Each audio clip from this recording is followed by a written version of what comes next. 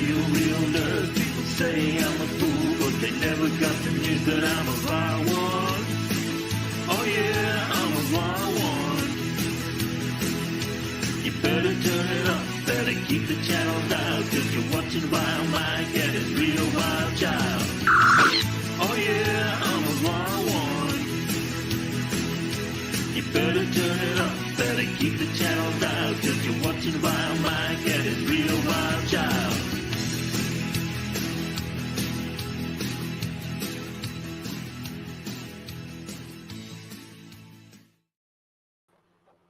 Howdy, folks. It's Vile Mike here, and Elihu's with me already. How you doing, man? I'm here physically, not mentally. So, like normal. Hey, what's normal about me? You kind of broke me with that question because it'd be easier to say what's not the list of things that make you not normal. Yeah, that's true. Or maybe it's the list of things that you are normal about. That's the short list. You see, you broke me. You already broke me. Hey, my mom, Abby, would give you a lot of stuff, okay? You know, Miss Normal? And yes, I finally got a new computer, so I can do shit like this again without severely killing my laptop. So this is going to be a rare stream where nothing wrong happens. Dude, you had to say that. Now something's going to happen. Yeah, like LDG popping up. So, not Ryan Johnson said hey earlier. Gorilla's in the chat. How you doing, Jordan? Yvette says, good afternoon, Mike and everyone. Sorry I haven't been about real life sucks. I'm a little nervous about tomorrow as I see the cardiologist about my heart attack. Well, that's definitely something to be on top of, though. I remember back when my dad was having heart attacks. So, yeah, keep us appraised on that one, Yvette. She also says her mom comes home on Tuesday. Well, that's good at least. Okay. And I don't know if you can hear it, but it's raining fairly hard right now, so I got to deal with that. Yeah, he's not in the shower. Well, his car's in the shower. If I roll the window down any further, I'll definitely be in the shower. So who's the idiot that washed their car? I don't know. And Yvette's getting some love. Hope everything goes good, Yvette. Hope everything goes well, Yvette. Yeah. Hopefully they can tell you what's going wrong and how you can fix it, so you stay a long time for us, because we like you here on the CNA stream. Yeah, I got this weird arrhythmia, so every time I get an EKG or examine the doctor, they think something's wrong with me. Like, no, it's just normal irregular heartbeat. That's all it is. Every time I get blood, it's like, you got a high heartbeat. Here's my doctor's notes. Like, sheesh, come on. Yeah, it reminds me of when I went to get my appendix taken out. And I told them, you have to call Balboa and get my medical records. She says, I'm facing 80 miles an hour tonight. Storm, Aisha. Wow, fuck. So bad weather all around. Yeah, and I hear there's a cold front going through most of the states, too. Yeah, and we got this. Yeah, the rain we're getting is coming from Hawaii. But back to my little story. When I had my appendix taken out, I had to tell them, get my records found at Balboa Hospital, because you need to give me a lot more tranquilizers, painkillers, whatever you're going to do than normal. And they're like, oh, you sound like a drug addict. I'm like, trust me, I'm not a drug addict. Get my medical records from Balboa. I hate it when they do that. I'm like, I have a severe tolerance for pain. Yeah, I need more than 3 cc's. Like, I told them, I have a severe tolerance to painkillers and tranquilizers. Please make sure you get my records from Balboa to prove this. And when they got the records, they were like, oh, yeah, we're going to have to give you 2.5 times the average dose for everything. And I still woke up during surgery. I remember a few years ago, I had a really painful kidney stone. I had to go to the hospital, right? Too much pain to do anything. But I can't take aspirin because of shellac. So I'm going there complaining about pain. The lady's like, okay, I'll give you some morphine, right? I'm like, okay, my pain level is 11, not 10. She gave me a shot. I'm like, it's still a 10. It's like, oh, I'm sorry. I got the wrong one. She gave me a fucking placebo. She gave me saline. I'm like, I still feel pain. I'm not a drug addict. Like I know what the difference between pain and no pain. This was saline. Oh, oh. Well, I hate to tell you, not Ryan Johnson, but if it's in the 50s here in SoCal, that's still considered cold weather. Yeah, it is. Anything below Get some 60. ketamine. No, they gave me. Oh fuck. I gotta recheck it just to make sure. Hold on. I know that if I have any kind of major surgery or any kind of pain stuff, I'm gonna have to end up taking methadone wafers, crackers as pain medication. Okay. What they basically gave me was propofol and benzodiazepine. Oh, benzodiazepine, that makes you sleepy, man. Well, they wanted to knock me out for the surgery. Oh, okay. But the funniest part about it was the guy that's, the anesthesiologist says, okay, don't worry. We got in contact with Balboa. We got your medical records. We're going to give you 2.5 times of this, this basic drug. And I'm like, what's that? I'm not too familiar with that one right now. And he goes, it's the same stuff that killed Michael Jackson. Right into my face. So imagine being told 5 minutes before you pass out that you were just given this 2.5 times the average dose of the drug that killed Michael Jackson.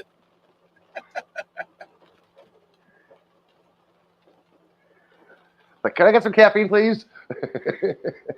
Yeah.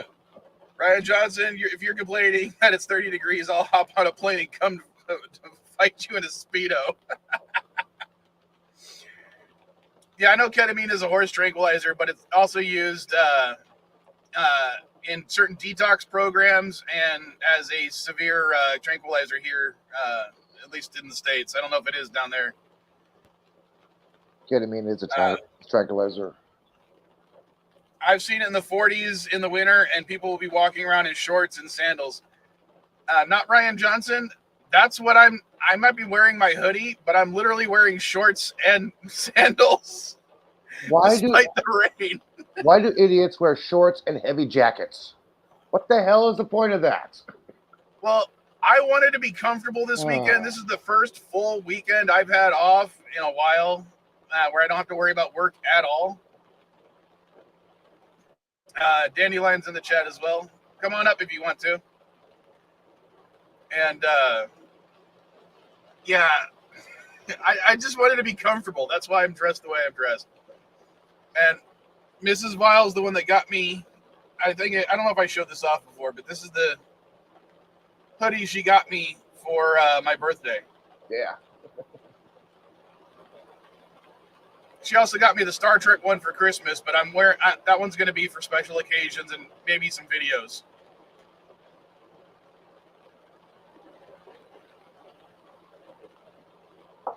Oh. That's weather shorts. Weather is about 5 degrees.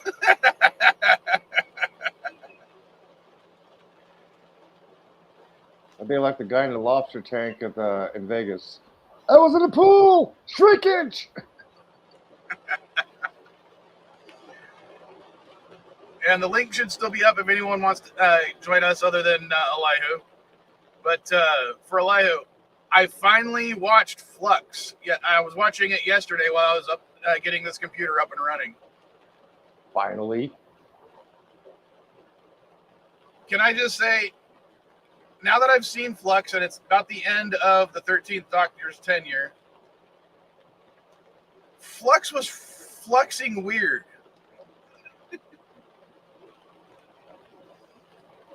All right. Thanks, Dandelion. I mean, did they really just like take everything out of the Doctor Who bag and throw it against the wall to see what sticks? That's chin ball for you. I call him a chin ball for a reason. I mean, I got to give it to Jodie Whittaker, though. She acted the hell out of that thing. I don't know why people are still so mad at her, but, you know, for what she was given, that was a friggin'... I'm shocked she did so well. Yeah, one of her best episodes was The Flux. One of Capaldi's best episodes was Heaven Sent.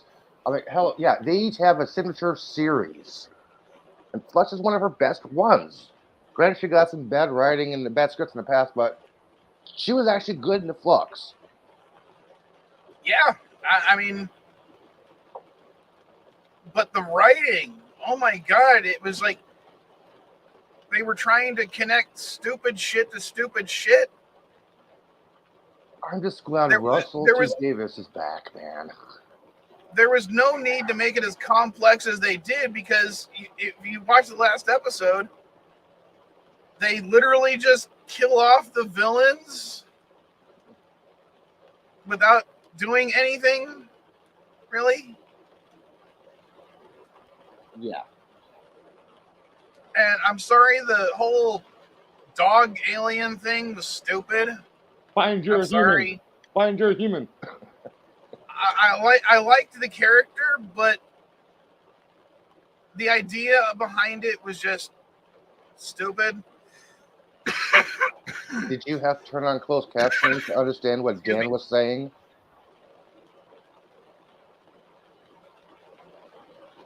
Yeah, I don't know. I'm gonna watch all the specials in between. Now, I think there's like 3 more specials that have her in it, and the 3 Tenet specials before. But yeah, that's my plan for this week, is to try to watch that while finally working on a video. Elihu reminded me about Jet Nerdy, because he said he had something ready already. So we'll probably start doing Jet Nerdy again. I don't know when. I mean, when do you guys? God, my voice is cracking. Drinking coffee. Yeah, good kofefi. When do you guys want to start doing Jet Nerdy again? And it would be on the Jet Nerdy channel. So I'm going to post a link to that just in case you guys haven't subscribed to it. So, because I've got like 3 or 4 games that I still had finished before we stopped doing it, just because the old laptop couldn't do it without fucking up. So, I'm going to have those games, plus Elihu said he made a game, so we'll have him even host, and I'll play it. Did you make Elihu? Did you make it on my account? Did I give you access to my account? No, I made my own. It's under my account. Okay. If you want, I will give you access to my account, because I have the paid version, which means you can add video clips or more images and stuff like that. Oh, I got images on mine, no video clips. Okay. I don't know what day of the week I'm going to do it. I noticed when I was checking up on the channel that John DeMarco is still doing his version. It looks like he's doing it on Saturdays. So my idea would be to do it either Friday nights, like every other Friday night, the weeks I don't go to Mexico, or do it on Tuesday nights when I have my kids. That way I can, because I'm not going to be working, I can take the afternoon off with my kids, set up for Jeopardy on Tuesday afternoons, like say between 7 and 8 o'clock Pacific Standard Time. But that might be a little late for some people. So, we got 9 people watching. Say in the chat what day of the week you'd want to see it on. Heinsberg Day.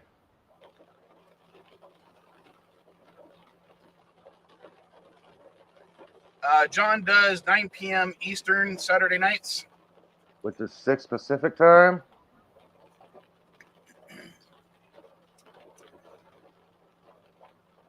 Yeah, 6 to 9 seems like a really good time for everybody.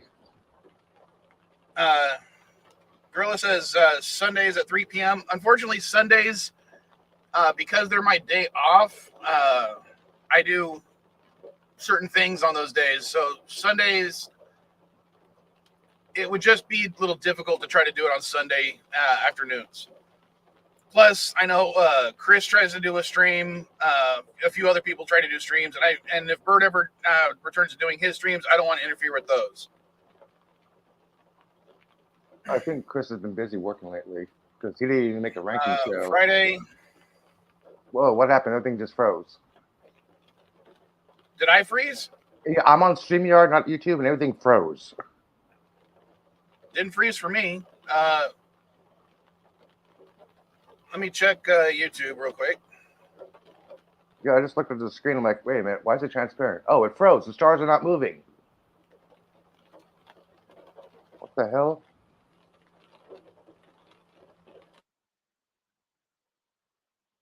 Unless it's my connection. I got a good solid connection here.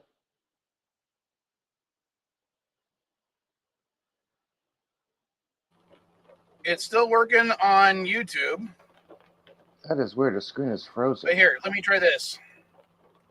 Did that fix it for you? No, let me reset. Let me refresh and see if that helps. Hang on, I'll be right back. All right. I agree Fridays would be fun.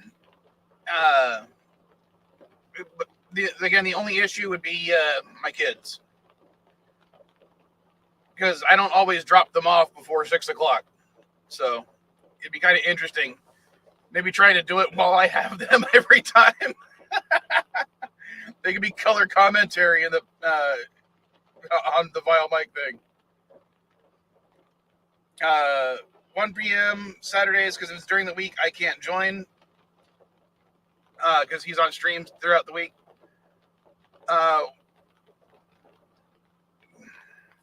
Well,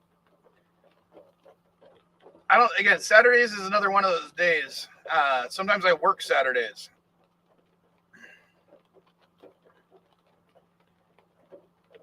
And Yvette says 4 p.m. Central. Well, the problem with 4 p.m. Central is I'm usually still working at that time. Depending on how many hours I have during the week, I would...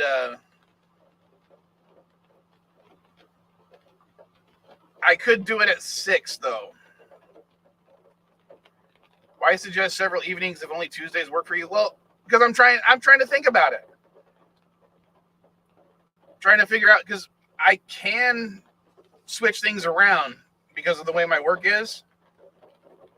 But things in my work are also going to be changing soon, and I don't want to jinx anything, but I might be up for a promotion. And if I get that promotion, my schedule is going to really change.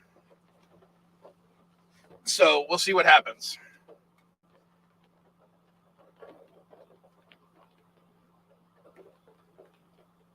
Are you all fixed now? Yeah, it was actually me. My Chrome just stopped working for some reason. Huh, that was weird.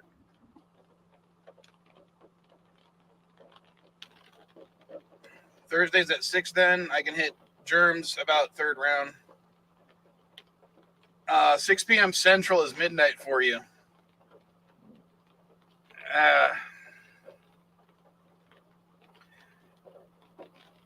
Yeah, remember, England is 5 hours ahead of New York.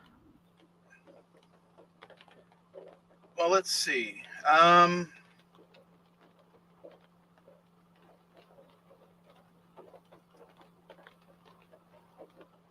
what if I were to do?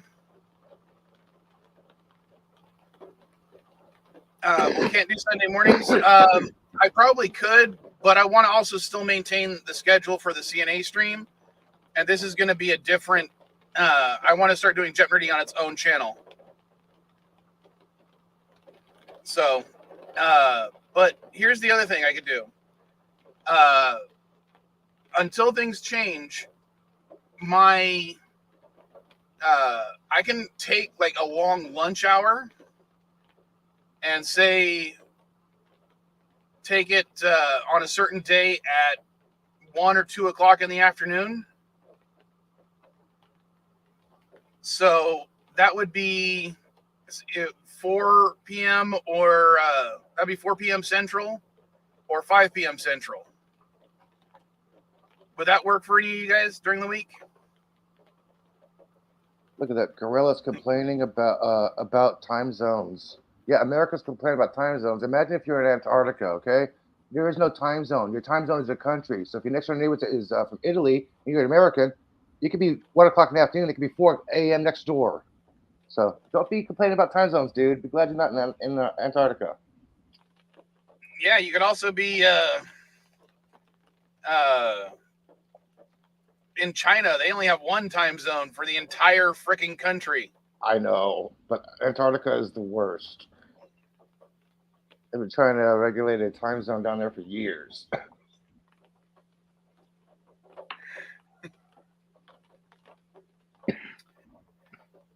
Well, Gorilla works until 5 Central. Dandelion works until 5 Pacific.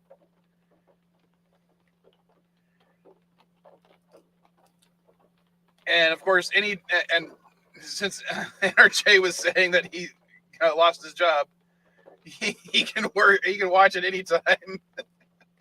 Yeah, pick a time, guys. Any time between Tuesday and Monday. How you doing, Bird?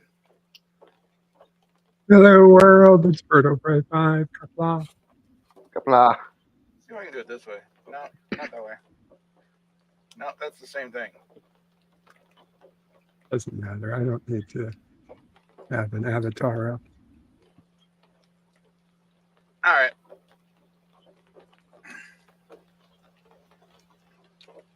Damn it! I need to clean my screen. 4 p.m. Central is 10, or 4 p.m. Central is 10 p.m. I can try, but my brain is optimal in the morning. Holy shit! Somebody on your stream admits to having a brain. Why are they here? Well, Yvette's always been the one that has the brain when she's here. So, Oh, yeah, I know that. when Yvette joins the live stream, the average IQ increases by 100 points. See, thanks for the compliment.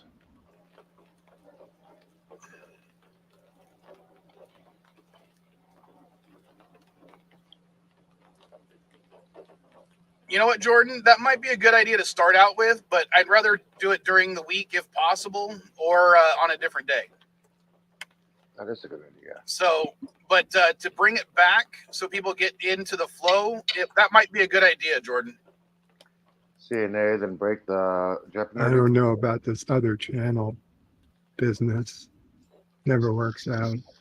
What happened to Bird X? Still there. Okay, it still works out, dude. That's an alternate channel.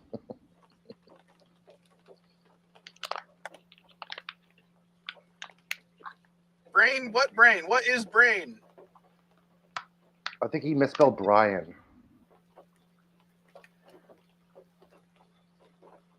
Yeah, but I was making a quote from Star Trek. Yeah, I know. From, of course, the best episode of Star Trek. Spock's brain.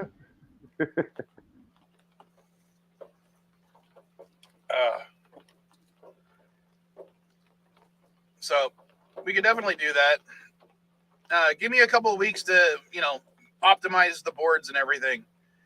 Because I've got some ideas I want to try. So we'll see how that works out.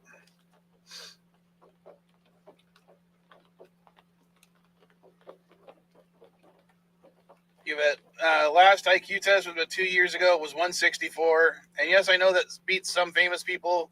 Not trying to show off, I promise. Yvette, I'd brag all the time that my IQ was tested at 142. Because my joke is, 140 is genius. So I'm 2 points into genius. But I also know that IQ tests are basically stupid and don't actually reflect anything. No, they don't.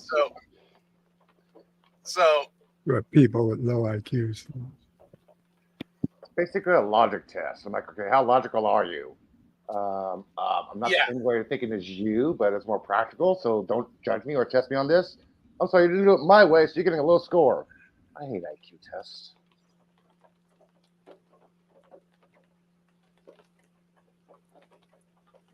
Gorilla, I'll brag about my high IQ of 36. It's not 42. Well, at least it's greater than his shoe size, unless he's Shaquille O'Neal.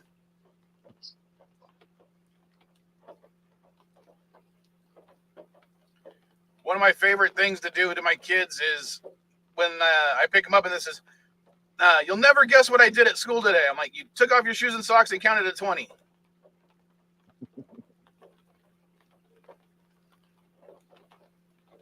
Okay, peanut gallery, that's where you're supposed to do fake laughter. Oh.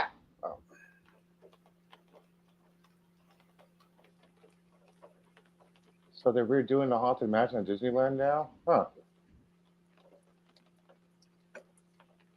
What's this top of the morning? It's howdy, folks. He's Canadian. He's Canadian. Give him some excuse. Give him some slack. He's trying to be Irish. Yvette, I'm trying real hard to get Hadley to come say hi to you in the underground, but you won't. Hey, or Hadley, is that? Oh, that's much better. That's much better.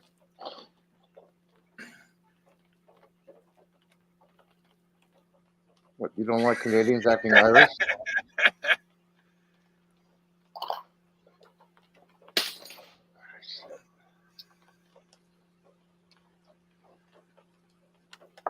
Oh yeah, I need more coffee.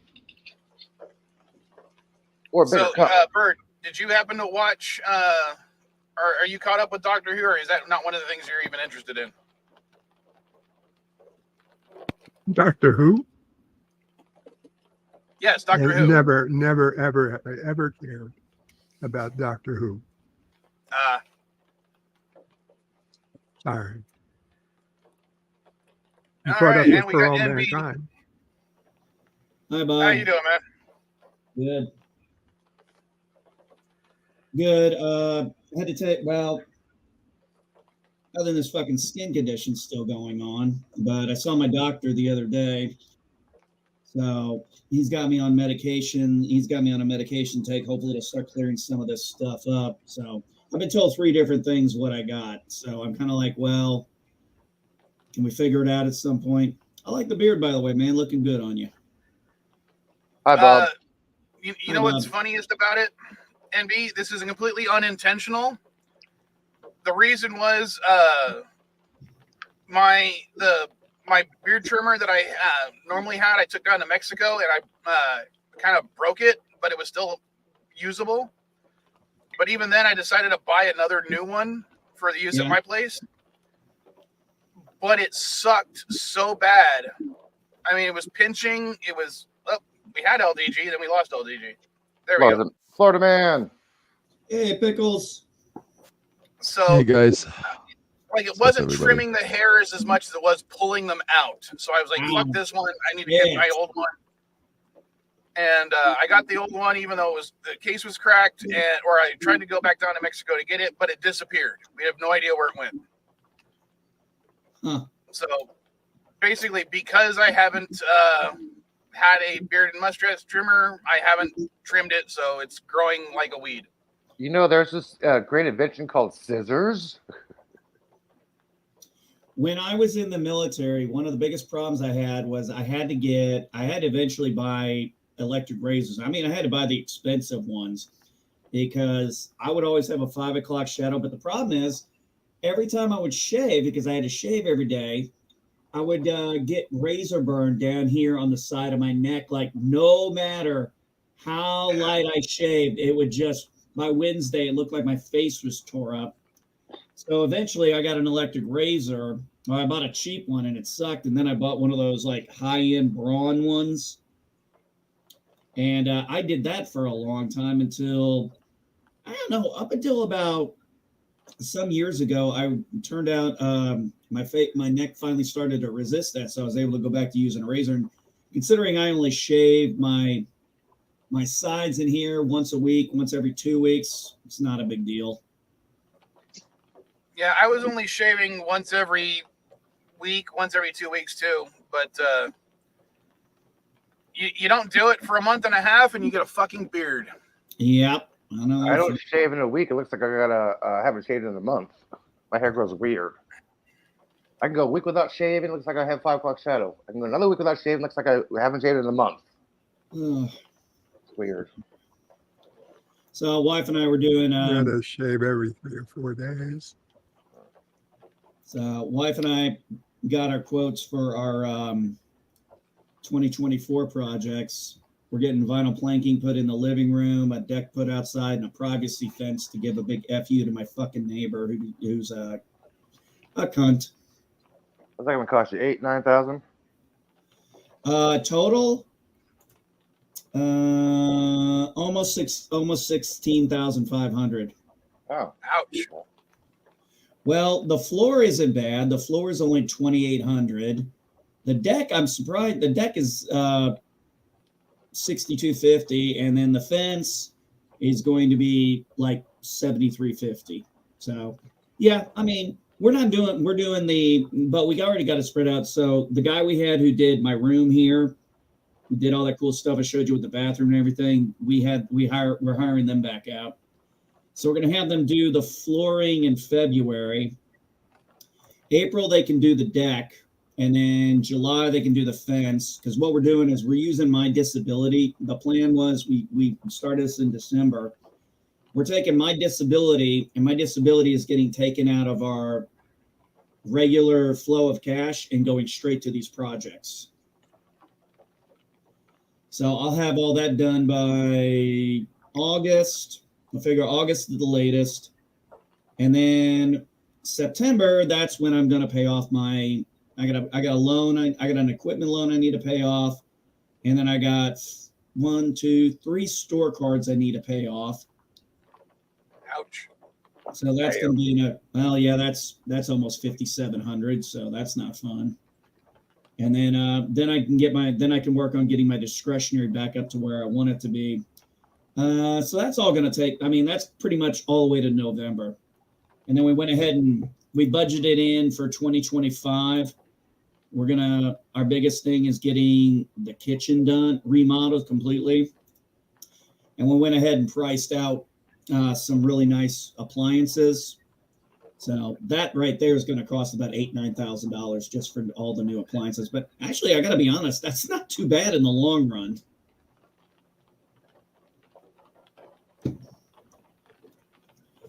So, Well, my next big thing is I want to pay off the van. Yeah, I would love to. Well, maybe in a few years, I'll be able to start making extra payments on my Jeep and hopefully the economy can get better in the next year or so. And I can refinance my van my Jeep for a cheaper interest rate, because that's the only thing that sucks. I'm only paying, I literally would trade in and cash down. I only pay $25,000 for the Jeep, but my interest rate is those interest rates are fucking insane. Well, what's your interest rate on it? Like 6 something. That's not too bad. Bullshit. It depends on what your It's a credit pretty score is. healthy interest rate for an automobile. No, it's not. Not even close. The problem is that the low interest rates were band-aids for bad economy. Okay, when the economy is doing good, the interest rate is supposed to be a few percentage points. It's not supposed to be, near 0%. No, I never said that, but like when I bought my house, I only pay my interest rate on the house is 2.6, and my last vehicles, our interest rate was in the 3% range, not the 6% range. Right, but I'm saying the 3% range was because the economy wasn't doing well. Yeah. Those were Band-Aid interest rates. Hey, Normal encourage interest people to buy rates are houses. what we have now. yeah, well, they suck. Hey, what can I say? The interest Even rates. right now, at the standard rate of what, like 8%, it's still we still have a lot of empty houses here in the States. Don't get me wrong. I understand. It's certainly better to have low interest rates if you got a car loan, if you have a mortgage. Absolutely. I don't want to be paying 6%. I'd want to be paying 3%. Now, luckily, that is what I have because I saw the low interest rate and I locked it in at the time. But Well, when we locked in this place in 21, the economy hadn't taken a total shit yet. right. So, but anyway, in the long term, I mean, we make our money work. Next year, we'll get our disability rate will go up, but then our disability rate's going to go down a little bit in July. We're going to lose about $220 because my son will be 18 then, because he turns 17 this year. Well, I'm really hoping I get this promotion at my work because that would not only would it like double the amount of money I'm currently making. I'm hoping that means because I'll have a higher income, my bank will give me a better loan or better loan terms for getting a house. Well, yeah, I can understand that. Because I don't want to, like, my kids are like, well, why don't you just rent an apartment? I'm like, I don't want to rent an apartment. I want to get either a house or a condo or something that actually it will appreciate in value, that I'm not spending, money on someone else's stuff. Yeah, one of the things we're teaching our kids in the homeschooling is so we're teaching math, obviously, but like when we went into fractions and percentages and stuff like that, I was able to explain that stuff real easy because I do that all the time. But there were certain things I found in there that I told my wife, just ignore that crap. I said, nobody's going to ask you to do these reductions at 18, 20, it's 18 over 20. No, it's already going to be reduced. It's like knowing how to reduce is one thing, but when you get these stupid fractions that are just like outside of anything a normal human being is going to do, I'm like, no, we're not doing that shit. Hey, Dandelion. Well, I would hope you actually teach him that kind of stuff because I had an argument with my cousin out in Texas this week. Yeah. Because he's also trying to buy his own house, and he wants to buy it at our, in our hometown. For those that don't know, it's Kuntz, Texas. And despite to understand, my cousin is 5 years younger than me. Okay, and I'm 38. So he's 30. Yeah, he's about 33 right now. I mean, he might be 34. I can't remember when his birthday was. I'll be honest with you. We're not that close.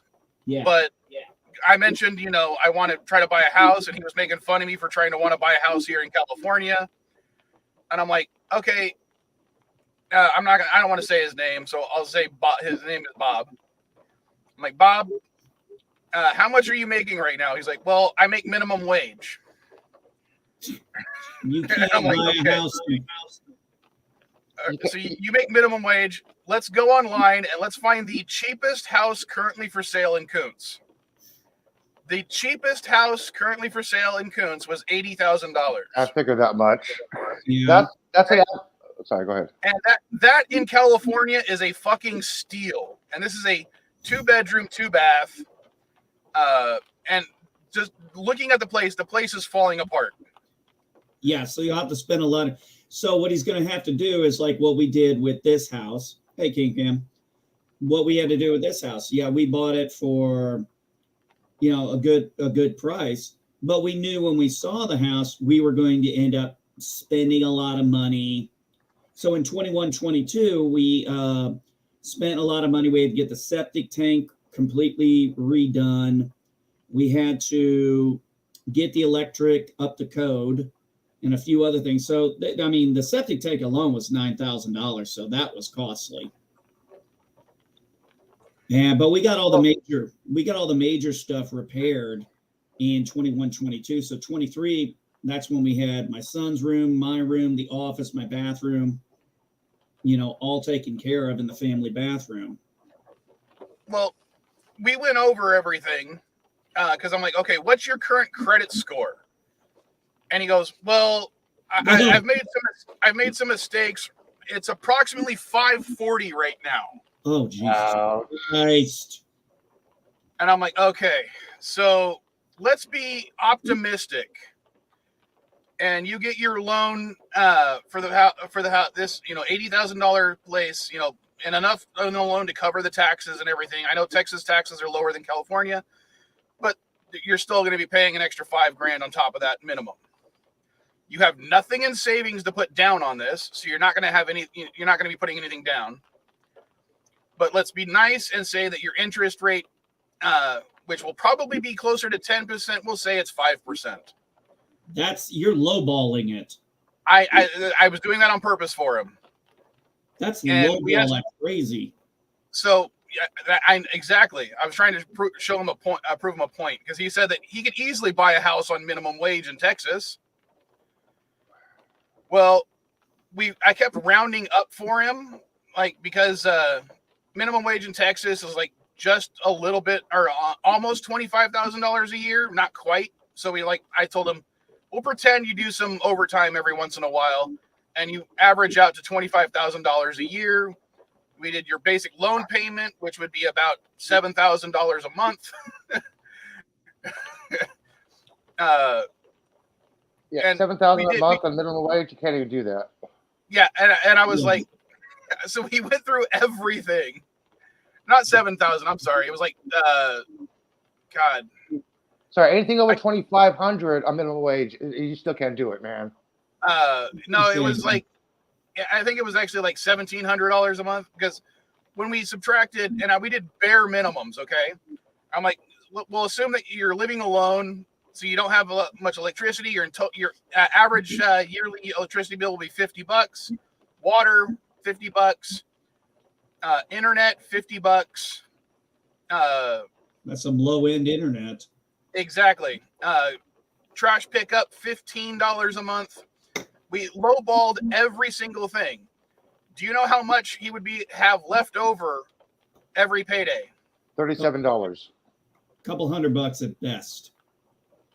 $25 a month. I was close, man. So we're talking about $750 a payday is how much he'd have left over after buying groceries. And we even did. I'm like, you're going to be starving this entire time because we're going to assume you're only paying $10 a day in groceries. How the hell do you eat up to $10 a day? What's the top ramen? I know. That's what I was trying to point out to him. Yeah, he'd be on top ramen pretty much the whole time. Exactly. That's and I'm like, insane. remember, this is a 30-year loan. You're 33 years old, or I think I said you were 30 at the time, but he got my point.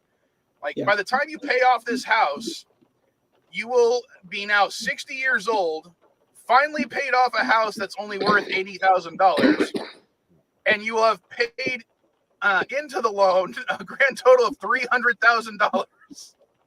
Sounds about right. And he goes, okay, so what you're telling me is I need to find a job that pays more than minimum wage. I'm like, that's the whole point. Yeah. You're not going to be able to do that on minimum wage in Texas. This is the problem with people They're like, I can't make a living, buy a home, and raise a family on minimum wage. No shit, you can't. Minimum wage is not a living wage, you fucking idiots. But it's called base pay, minimum, the lowest you can get paid. Minimum wage in Texas would be, you'd be able to do it because Texas is so much better than California. And I'm like, no. Even in California, minimum wage is shit. You're not going to be able to get a house here either.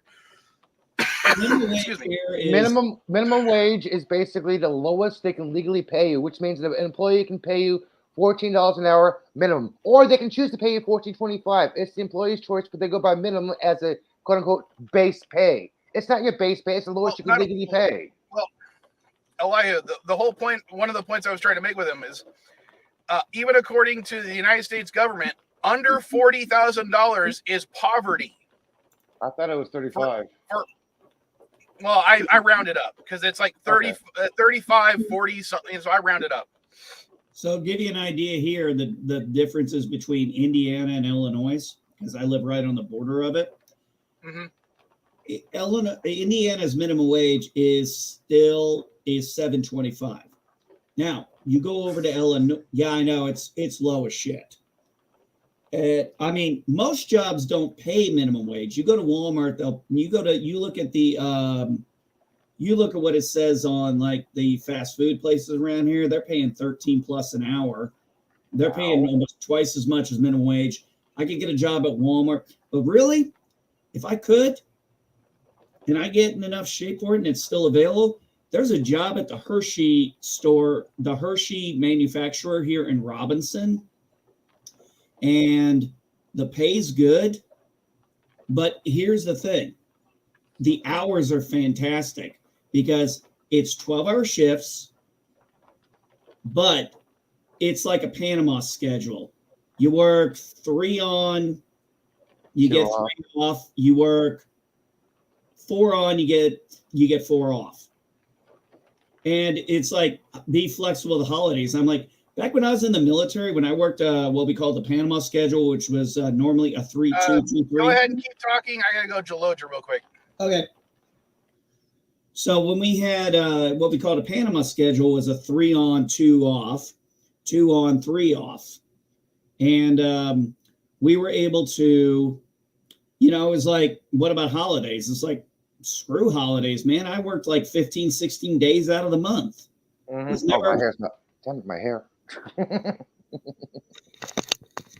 little bit better on me, but it's like the schedule would be perfect for me. I mean, 1800 to 0600 night shift janitorial work. Yeah, sign my fucking ass up for the money they're willing to pay for that. I can't work. No, for that kind of pay, I would go work that 12. I would go do that shift. I would happily scrub the floors, sweep, do everything they want for the kind of money they're offering and the hours they're offering. Because I'd be like, it'd be a night shift job, be just fucking sweet. I don't know what I'm going to do in a few months if Social Security gets cut because I cannot work. Why is your Social Security getting cut? Well, Congress is thinking about eliminating Social Security, which means nobody has to pay FICA anymore and nobody's going to get benefits anymore. Somehow I don't see that ever. What are we up on the 5-year thing again, where they have to reauthorize Social Security and Medicare, Medicaid? Because that has to come up that comes up every 5 fucking years. I have no idea. Although I did learn this when how you get paid more is based on the inflation rate. That's why when we were at 9% inflation rate, I got a 9% increase, and my wife and I got a 9% increase. So my disability is kind of goes up the same way. Elihu, you're on SSDI, right? SSDI supplement with SSI. Okay, yeah. Yeah, so basically I'm getting SSI.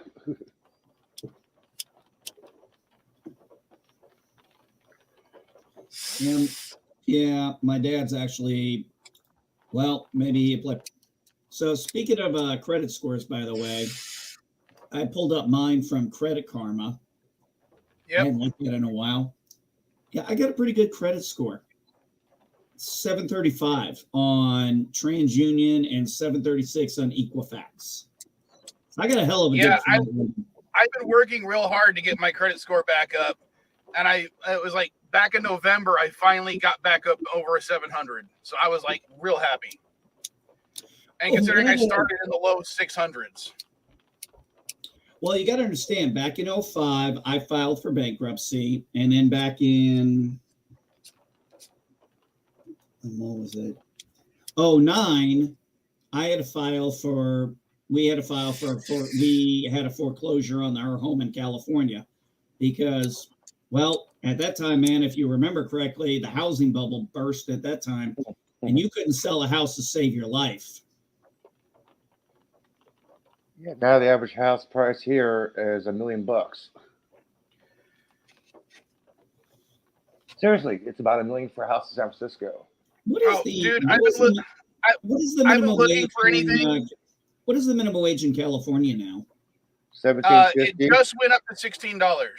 I thought it was $17.50 now. No, it's $16, and in a few months, only for certain jobs, it'll go up to 20. That's right. Fast food like McDonald's, Burger King, they automatically making 20, and healthcare workers are making 20. Like Yeah, CNAs, healthcare workers will get 20, like CNAs. but not every job. And here's the kicker, though. Walmart has already started doing this because they've realized it's cheaper to do it this way. They're hiring people as general contractors the same way I hired myself as a general contractor for my own business. Mm-hmm. That way they can literally pay people less. Yeah, and since fast food workers' pay has increased, the price of the menu has increased now. It's now about $14, $15 for an average hamburger, fries, and a small Coke. Well, you know how Not we here. all, That is here. well when I got hold on, Elihu, last Tuesday, and when I took the 3 younger Vile kids, we went to McDonald's, and sorry. Before I finish that story, everyone say hi to Mrs. Vile. Hola, Mrs. Cardenas.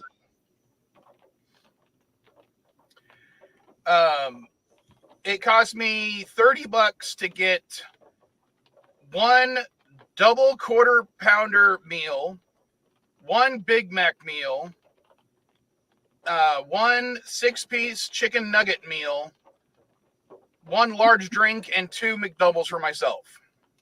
It cost like 31 something. It costs $12 for a Big Mac meal, and that's a small, not ordering for medium or large. well, when I go up to like when I'm we just go, telling you, I think San Francisco is a little bit more expensive than the rest of the state. I can Yeah, imagine. we don't have the 2 for $5 at Burger King. We have 2 for $9. Well, like when I went up to Subway and Ew, disgusting. dude, there's no Quiznos around here. Okay, I got to take what I can get. Okay. Okay, give me a break, man. Don't you think I'd rather go to a Quiznos or what's that other one? Mike's. Jersey Mike, Submarina. Jersey Oh Mike's. God, I Mike's. miss Firehouse. Jersey Mike. Mike's. I miss Firehouse. Hey, the closest Firehouse is in TH. So's the nearest Five Guys, which is where I love to spend. If I want a good hamburger, I'll go to Five Guys and spend the extra money. Yeah, Dennis, it's problem solved by not eating at McDonald's. Well, I got kids. They like McDonald's. What can I say? hey man, treat it like it's the fucking 80s when we were kids. Going out to eat was a treat.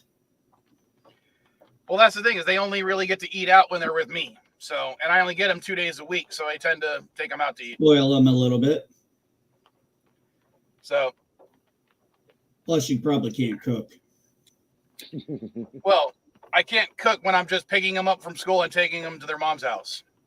Well, yeah, that definitely cuts time into that. I tried taking them to the park so we could grill, but they were like, "Oh, we don't want to go to the park." But what I went to, so, dude, Tap your letter upside down. get a fucking Zippo, buddy. Dude, No, it's raining here. It's raining here. I left my window cracked and my lighter got drenched.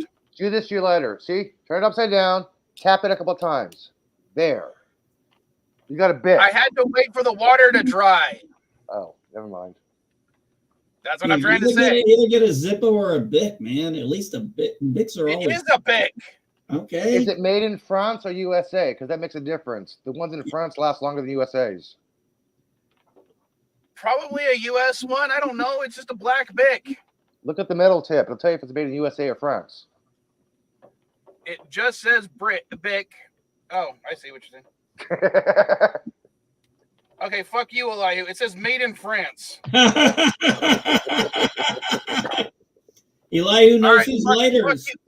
Elihu was fucking right about something. God damn it. Now the stream is ruined. Told you something's gonna happen. Well, even a blind squirrel finds a nut.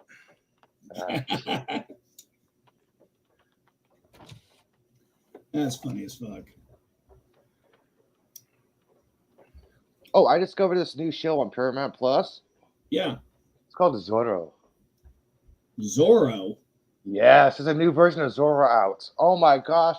The fight scenes, the choreography, the whip, the axe. Holy shit. It's like this is an 80s, 90s martial arts movie. I'm like, this is superb choreography. Like, holy shit. I was very impressed with the very first episode. Who's playing Zorro? It's all Mexican actors. Good. It's all Mexican actors. It's all in Spanish, so but you I have say to change. So this is like a Mexican martial art movie? What are they using? Taekwondo Chicano? No, they're using swords, axes, and whips. This is all Mexican. I have to change the English dub to English so I can understand it. But I'm like, holy shit. It's a great plot. It's great action. Wow. Okay, that was a joke, Elihu. Taekwondo Chicano instead of Taekwondo. Come on. I know. God, you ruined my joke by taking it seriously. And I said that joke knowing Mrs. Vile watching it. She's probably going to get mad at me for making that joke. Which means she's going to give you half a cup of coffee next time instead of a full cup. Oh, good. The guy playing Zorro is a Spanish actor. Yeah. Good. Well, I mean, I'll add it to the list of things I need to watch. No, that sounds interesting. I always like a good Zorro movie. It's a TV show. I know it's a TV show. I got so many. What's on my list? Let me go back to the list of stuff Yeah, to watch. if you watch it, MB, you got to switch the audio to English dub because it's all in Spanish. Yeah. That's fine. I don't have a problem with that. Maybe it'd be a good time for me to start learning my Spanish again. Yeah, the closed caption is even in Spanish, so you got to change the English dub. I'm like, oh, okay. Normally, multi-language, I'll put on the caption in English. It's all Spanish. I'm like, damn it. They really went hardcore on this. One of the shows I liked that came out of Mexico that was on, I think it was on Hulu, was Who Killed Sarah. It lasted 3 seasons, and it was actually a really good show.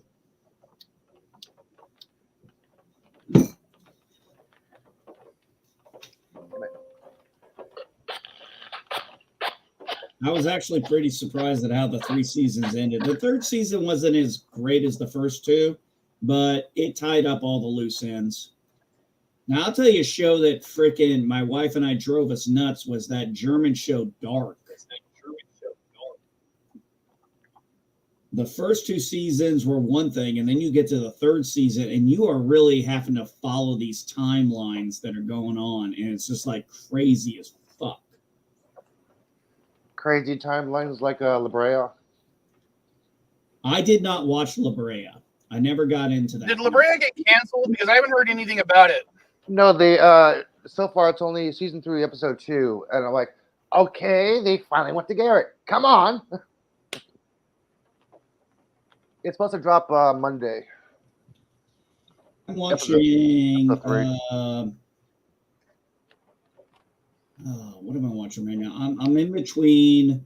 I'm in between Reacher season 2 and continuing watching Stargate Atlantis. I'm on season 3 right now.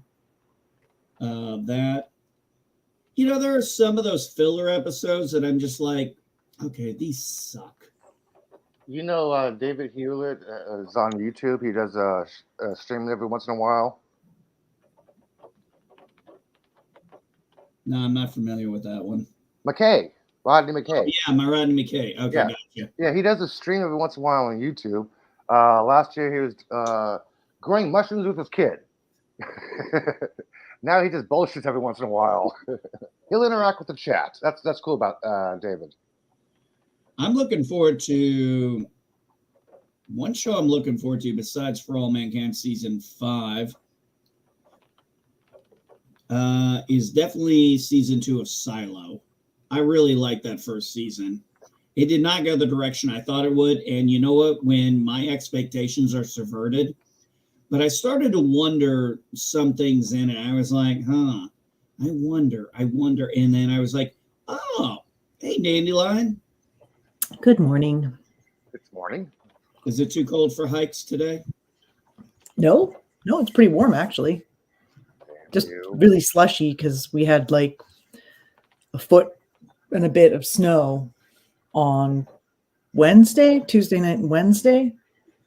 And then it got warm after that. So it's just like big old slushy mess. I'll probably go out for a walk anyway. We Be safe. Don't slip on the ice. There won't Kevin be ice. It's not icy. It's just slushy. You got your little crampers on your bottom for your feet, right? Yeah, I do have those if I need them. Okay. Good. No, I thought it was like because of the icy weather across the states. Every time Mrs. Vile sends me a link to something, it auto plays to the next video, Mm-hmm. and like 90% of them are people slipping on ice because they're not familiar with it. Oh, yeah, no, I know how to penguin walk. Yeah, across the across the sidewalk. Yeah, I learned that one in Alaska. Yeah. I learned how to do it a long freaking time ago. Mm-hmm. No, one of the funniest things I saw was a friend of mine who used to live in California who moved to Florida. Was like, I've lived here for 8 months. We've had we've had hurricanes. We've had blistering hot, humid weather and 100% humidity. I just got a pay cut, and now I'm dealing with fucking ice. Yeah. Sounds like They're Florida like, why to did me. I leave California? Sounds like Florida to me. Oh, And you go to Florida, you got to be able to. There's a reason why they call it Florida, man. There's a reason why they have hurricane parties. I attended one hurricane party before. That was Hurricane Cindy. I've done 2004. so many hurricane parties, I can't even tell you. My mom, the only time my mom was in Florida that any of the hurricanes really were scary was Hugo and Matthew. Nah, Katrina. Katrina didn't hit Florida. Yeah, that wasn't a Florida hurricane. Oh, yeah, that was Mississippi, buddy. I'm not talking about. Oh. I was at Keesler for school, and I remember all the casinos and stuff down there. I went back there after Katrina for 7-level school, and Jesus Christ, the place was still devastated. Yeah, it was fucking bad. We had one of our airmen, Otero. She was down there for her school, and then she got back just before the hurricane hit, like only a couple days prior. Yeah, if you owned a boat, and if you live in New Orleans and you owned a boat, you don't own a boat anymore. Everyone was grabbing everything they can to survive. They see a boat, that's theirs. The National Guard didn't care. Nobody cares. Like, yeah, take the boats. Nobody really cared about that. I had to get a boat to go from Garden to downtown. Well, there goes my house. There goes my shit. I'm going all the way back.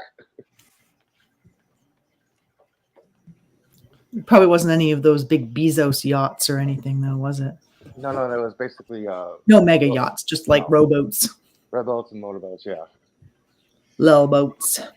Well, to give you an idea of what it is here, Lion, we're at negative 13. We're at almost negative 14 Celsius right now, but this is supposed to be the last day of the freeze. We're about 16 degrees right now. Celsius. It's 55 Fahrenheit for all you Yanks. Well, technically it's -8, but with the wind chill, it's negative 14. Let me see what our weather is. It is 2 degrees Celsius or 35 degrees Fahrenheit.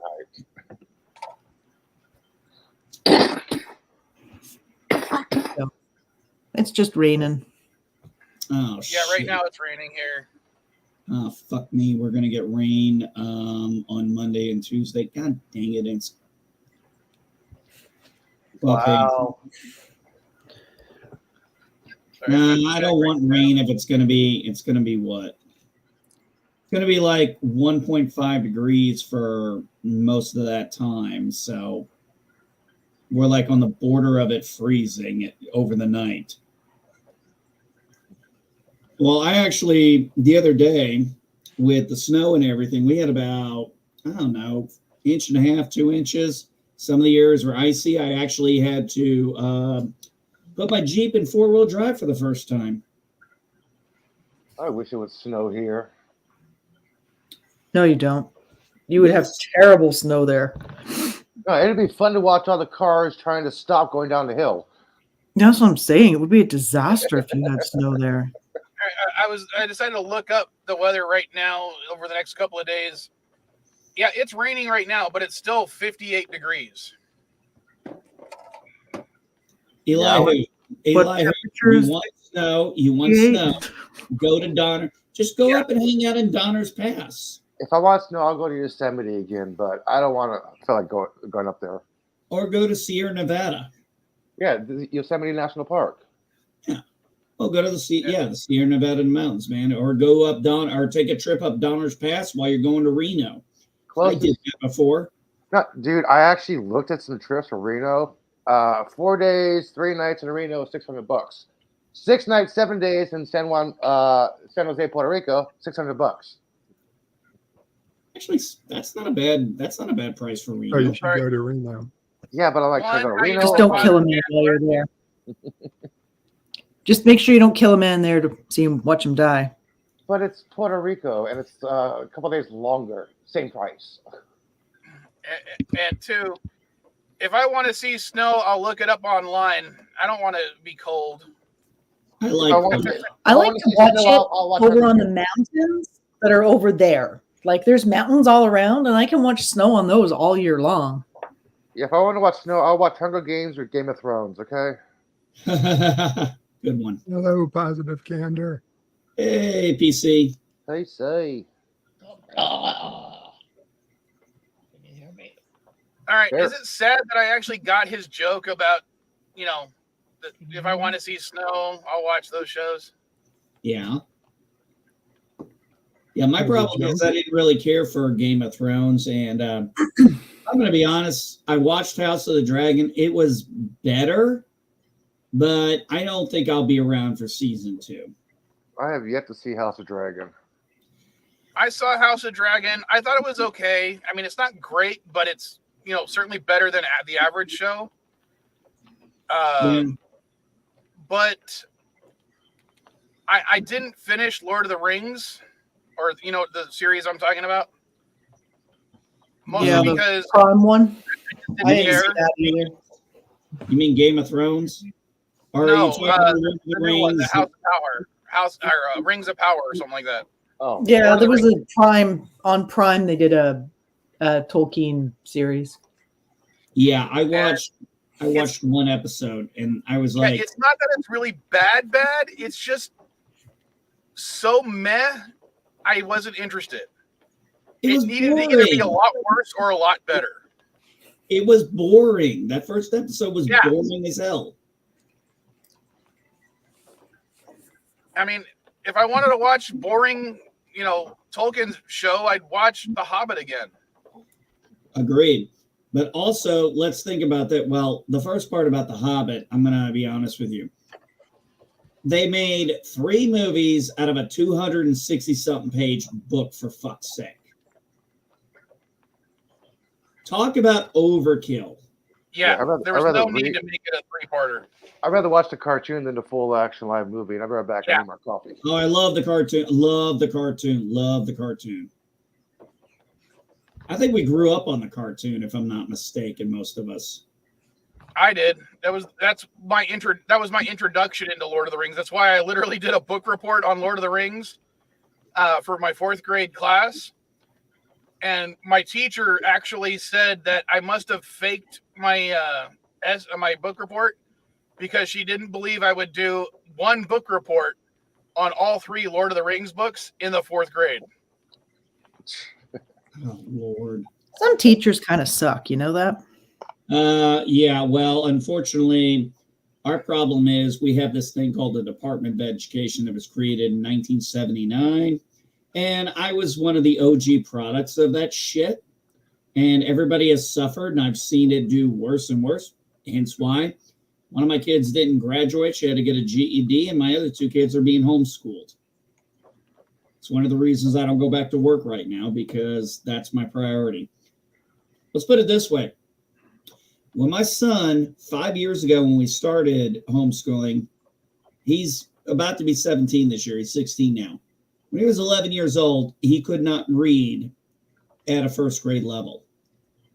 Now, he can read on grade level. He understands a lot more. He's got his confidence, which was the biggest thing, because the fucking school destroyed his confidence like all hell, and it fucking killed me. Dude, didn't they change the standard up to 79 when the Presidents of Fitness thing came in the 90s? They regulated education in states, so that's when everything got fucked up, because education was not continuously taught universally across the country. Now it was sporadically. This little education in Texas, this little education in Virginia. They had their own little version of the history. Yeah, it kind of messed up in the 90s. Oh, no. One of the biggest things. The 90s made it worse. Yeah, the especially 90s with made No it, Child Left oh Behind. God, the 90s made it a lot worse. The 90s made everything a lot worse, because here's the thing. Yes, you could, you can teach certain things the way you want, but remember, the DOE would be like, well, you're not getting funding if you don't do what we want.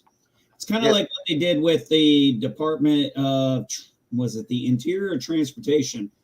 There was this thing when they wanted to get the drinking age up to 21, and they told states, if you don't get on board with this, we're going to cut your funding for your roads and stuff, your federal roads and stuff. We're not going to go fix it. So they basically strong-armed them into that shit. Mm-hmm. And well, in my experience, when they introduced the whole No Child Left Behind thing, it basically meant that even if you're stupid, we're not going to hold you back, which meant that people weren't learning what they needed to learn to progress as, people. I knew people who were, in a white, mostly white community. I had people in the 12th grade who could barely fucking read. Hey, I'll 100% say that was fucking Bush's fault. Well, I thought that was actually Clinton, but okay, I'll take your word for it. No, I'm pretty sure the No Child Left Behind was Bush. Someone look it up. I'm too stoned this morning. Yeah, I'm going to. No Child Left Behind. Yeah. Well, it was 2000. Okay, it was 2001. So what's Clinton? It was Clinton. Well, Bush. Not really. Well, second Bush, I think.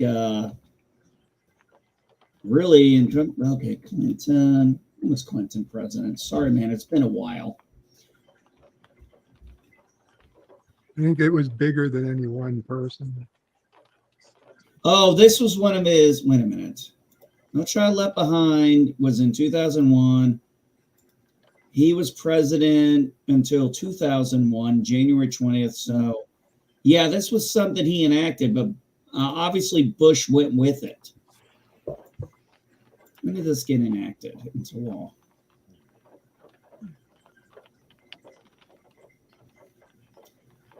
'107th Congress. Can you hear me? Barely, PC. Really? Barely. I barely heard you talk. Hey, positive. No, this wasn't Clinton. This was under Bush. This was Bush. This wasn't I went Clinton. to Wikipedia. Well, I thought I could blame something on Clinton. Sorry. No, that's okay. I blame a lot of shit on Bush. I blame a lot of shit on. I blame a lot of shit on. On Bush? That's why you got to trim down there, okay? You got to wipe from back to front, not front to back. Sheesh. Okay, that was just TMI, disgusting. Elihu. You went TMI. from funny to disgusting in less than a second. Good job.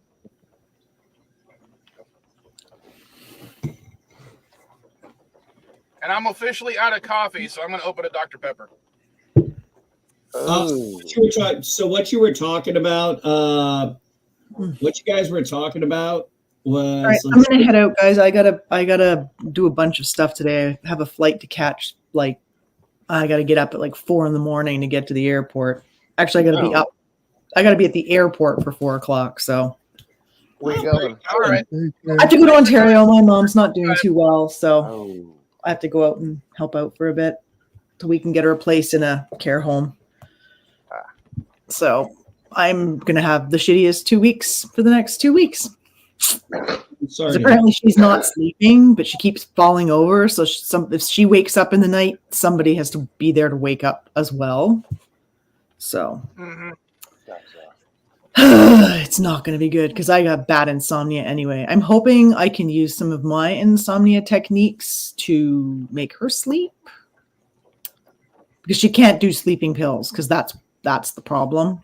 Is she took too many sleeping pills over the many years. So now we're trying to get her off the sleeping pills so she stops falling over. And anyway, it's a whole thing. I don't really want to get into it on a public forum, but anyway. No worries. Yeah. I'll say a prayer for you. No, thank you very much. I appreciate that. I believe she's grew up as a church-going person. I, however, am pagan, but I appreciate the support of all the gods. So thank you very much. We'll have a safe trip. I'll pray for anybody of any religion. I see no reason why not to. Well, Nope, absolutely. As a pastor for the United Church of Bacon, I'll also eat a piece of bacon for you. Or for your mom. Excellent. If anyone has an in with the flying spaghetti monster, I'll take those prayers as well. I do have a copy of the Gospel of the Flying Spaghetti Monster, but I'm not a practitioner. Right. You're not a pastafarian? No. Nice. I just like the hats. Oh, yeah. Wearing a spaghetti strainer? Absolutely. Well, that or sometimes people create like a hat that looks like spaghetti with like the meatball eyeballs. May you be touched by his noodly appendage. I like tinfoil hats better. I could definitely see that. So, well, you take care of Dandelion. You have a good. I can easily see Elihu wearing a tinfoil hat. All right. Well, thank you very much. And I will probably still try and stop in next Sunday, but I'll be in Eastern time, so I have no idea where I'll be at this Well, just time send of us the a day. message. Let us know you made it okay. I'd appreciate it. Okay. Yeah. I'll post something somewhere. I'll put a photo on Instagram or, oh yeah, you don't do Instagram, most of you. I do. I'll make sure Elihu But knows I'm Elihu okay. could feel it.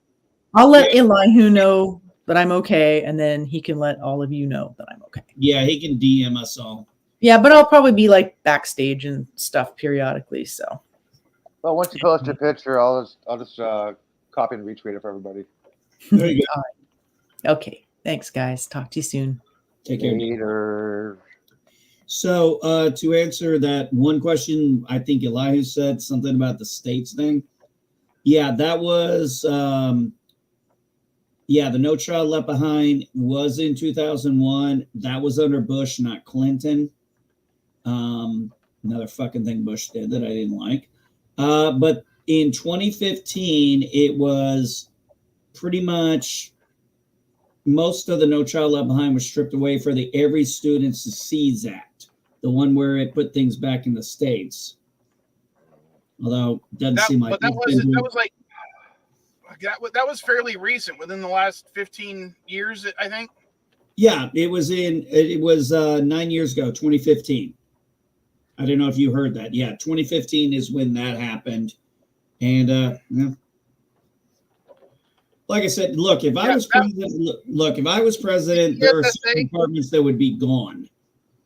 The ESSA was good for the states that actually adopted, strict rules, but the ones that did very loose rules, it's just made things even worse.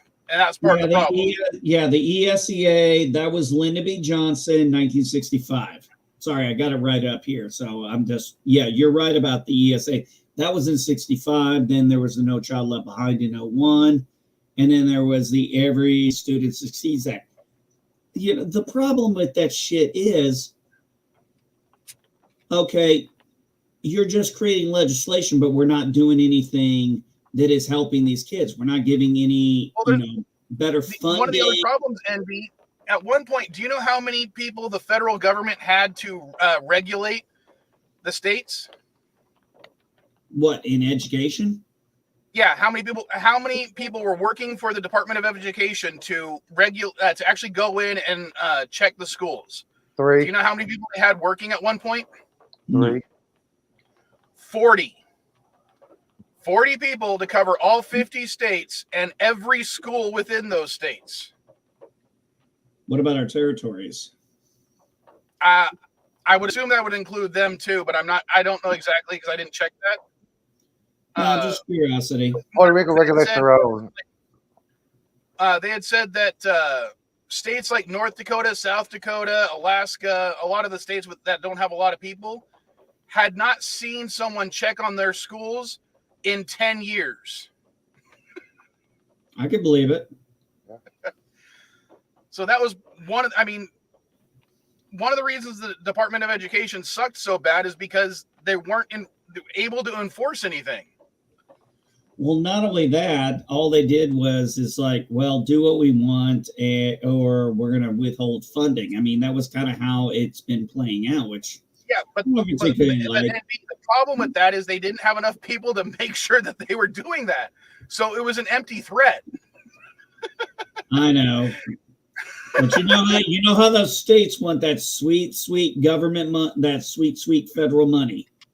Oh yeah, the money they mostly get from California and Texas. And Florida and New York. Yeah, but at least half of it's coming from just Florida or from Texas and California. Well, yeah, I mean, and that's another thing. It's, hey, this is where I agree with this. This is not a fair situation. You're sending all this money to the federal government, and what does the federal government do? It says, okay, this state gets this much money, this state gets this much money. It doesn't matter how much you put into it. They're deciding where your money went. Yeah, I agree. That's bullshit. Yeah. It's a bullshit system. Don't get me wrong. I'm proud of the fact that California helps support other states in the union. But you shouldn't have to. Yeah, we really shouldn't have to. Every state should be able to be self-sustaining on their own. I mean, that would be the best scenario for the country, I think. Exactly. If we were treating it like a republic, if we were treating it like a republic that we are, and we recognize each state as kind of its own quasi individual nation, you put so much money in, you should be able to you shouldn't have to put that money into the federal government. It's ridiculous to think to the other states. Every state should be self-sufficient. Yes. I mean, when you have a state the size of California or Texas, sure, it's easy. But you have states the size of Rhode Island, Maryland. Well, those are ridiculous. Nobody would ever expect Connecticut to be self-sufficient. Why not? But that's been a state since the founding of this country. Yeah, but why can't they be self-sufficient? Why can't a state the size of Rhode Island be self-sufficient? You mentioned Connecticut. I want to make you an example. San Diego County has approximately the same population and geographical size as Connecticut. One of them is self-sufficient. One of them is not. San Diego has a massive military port that the Connecticut does not. Okay, true. It doesn't need one. There's plenty of other ports up and down the northeast coast, but San Diego has got a ton of money going there because the military spends it. That's because I'm gonna check. I'm gonna go Georgia.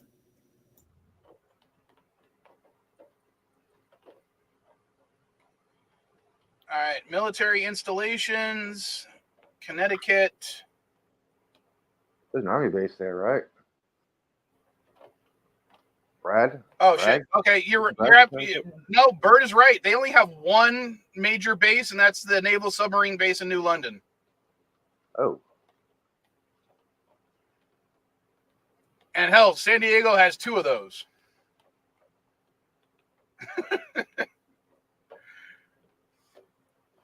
So yeah, Connecticut also has a ton of woodland forest. It's not nearly as built up, honestly. well, we got the Cleveland National Forest here. Jersey is 70% forest. I mean, a good chunk of San Diego's desert. We've got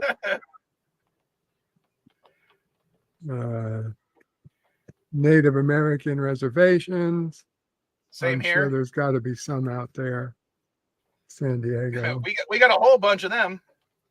That's where one of the Vile kids' moms works. They work on one of the reservations. Just having visited both places, I'd say San Diego is a lot more built up than Connecticut. Yeah, all Connecticut does is just Connecticut has the coast that's urban, but once you're inland a bit, it's much more rural. Oh, same here. I mean, along the coast, we're heavily built Yeah, up. But no, but I mean, go out east in San Diego County, you'll come across like the town of Yacumba. You know how many? You know what the population of Yacumba is? 123. I'm sure it's not much. About 200. And it still has an airport. That's one of the things I thought was funniest of all hell. They've got a fucking airport for a town that only has 200 people. Why? Well, when I looked into it, because I went down a rabbit hole one day. It was actually an old training field used by the United States Navy during World War II. And that's what the town basically popped up around, because that and the fact that they've got some hot springs. And now it's primarily just for the hot springs, but so they've got like enough people to run the hotels in the area. And the airport is for people with money to come in to stay at the hotels and visit the hot springs. You know, I'd love to visit a hot spring. I've never gotten to do one of those yet. I did. I went to the Chenya Hot Springs in Alaska, and oh my gosh, the cold air compared to the hot water was the most tranquil feeling I ever felt in my life. Man, I would love to. I'd love to experience that. They have packages for like a 5-night visit at the hot springs here for like $500. Damn, It's not that's bad. cheap. Yeah, Does that include hotel? that includes a hotel, access to the hot springs. Now, there's only 2 hot springs that are actually able to be used, but still, I'd say fuck it. I'd go. That's a good deal. That's a fucking And nice one. And get this, because of COVID, the owners decided to use that time to revamp the entire hotel. Smart move. Nice. Genius. So yeah, Very good. Well, one of the things I was saying though is, yeah, I mean, there is no reason. I'm sorry, but places like Rhode Island, Connecticut, and stuff, they're so small in the population thing, like North Dakota and stuff. You know, you can look up any state's national debt right now. All you have to do is just type it in. It's interesting. You can see all that. But a state shouldn't have to rely on the federal government to give them money that they sent to the federal government. It should be the money should, as far as I'm concerned, the money should stay in the state. The state gives back well, something to them. enough of the money needs to go to the federal government to provide things like, you know, Social Security, military, that No, kind of Social stuff. Security is gets paid out by the individual, not by the states. I understand the federal tax part. I'm talking about all the other taxes that go to the federal government. It's kind of like, and then they want to disperse it among the 50 states and territories. And it's kind of like, why does DC get to decide this shit when this money could be better used in, well, if you got a decent governor. And what the- pisses me off sorry. is when they do those little fucking earmarks. I'll let you go in a second, Lehu. But like when they're voting on, let's take an education bill. But Yeah. inside the education bill is funding for a bridge I or know. funding to subsidize pig farming in a particular state. Like, why is this in that bill? That's why I've been a proponent of. And that's one of the things I like. What some people are trying to do is we're trying to get clean bills on just the one subject matter. If you're going to have an education bill, it needs to be on education. Doesn't need to be a bridge. Doesn't need to be a fucking road in there. Those are totally separate fucking things that should be voted on separately. But I'm sorry to say, our Congress does those omnibus bills, which actually, here's something I found out when I was doing my Civil War history. I read the Confederate States of America's Constitution. There are two things in there that I think would be so good if we had them in our Constitution. One, line item veto for the president. So the president could veto certain things out of a bill, not just veto the whole bill. The second thing was it specifically said no omnibus bills. That's a counteractive mute point, dude. The president can veto one item out of a whole other things, and there should be no exist in the first place. No, the president does not like a certain line item should be able to vote the whole entire thing up because some things cannot get passed. I'm going to take, for example, the COVID relief fund. That did not get passed first time. Why did it get passed the second time? Because they sneak other shit into it that people would vote for, like the what was it? I have issues with that. The post office thing, the UFO hearings. If those things were voted separately, they wouldn't vote on it. Well, I have issues with that. Make Congress do their fucking job. They just want. I mean, hell, they want to give themselves another pay raise. Yeah, I know. Oh God, yeah. So make them do their fucking jobs. Make sure that they're in session more than 6 months out of the fucking year. Stop letting them campaign so fucking much, and do their fucking job. They want trying to pass. They're trying to pass a bill right now to hide the fact that any Congress, you cannot look up any Congress member and see what stocks they own. They're trying to pass that law. No, they need to not be allowed to buy stock. Exactly. No, I don't care if they own stocks, but I want it made public.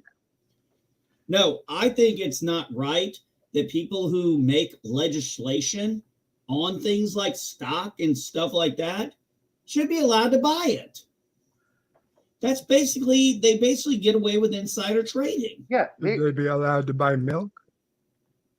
No, stock options, not products. They should never be allowed to buy stock options. I don't have an issue with them owning the stocks per se.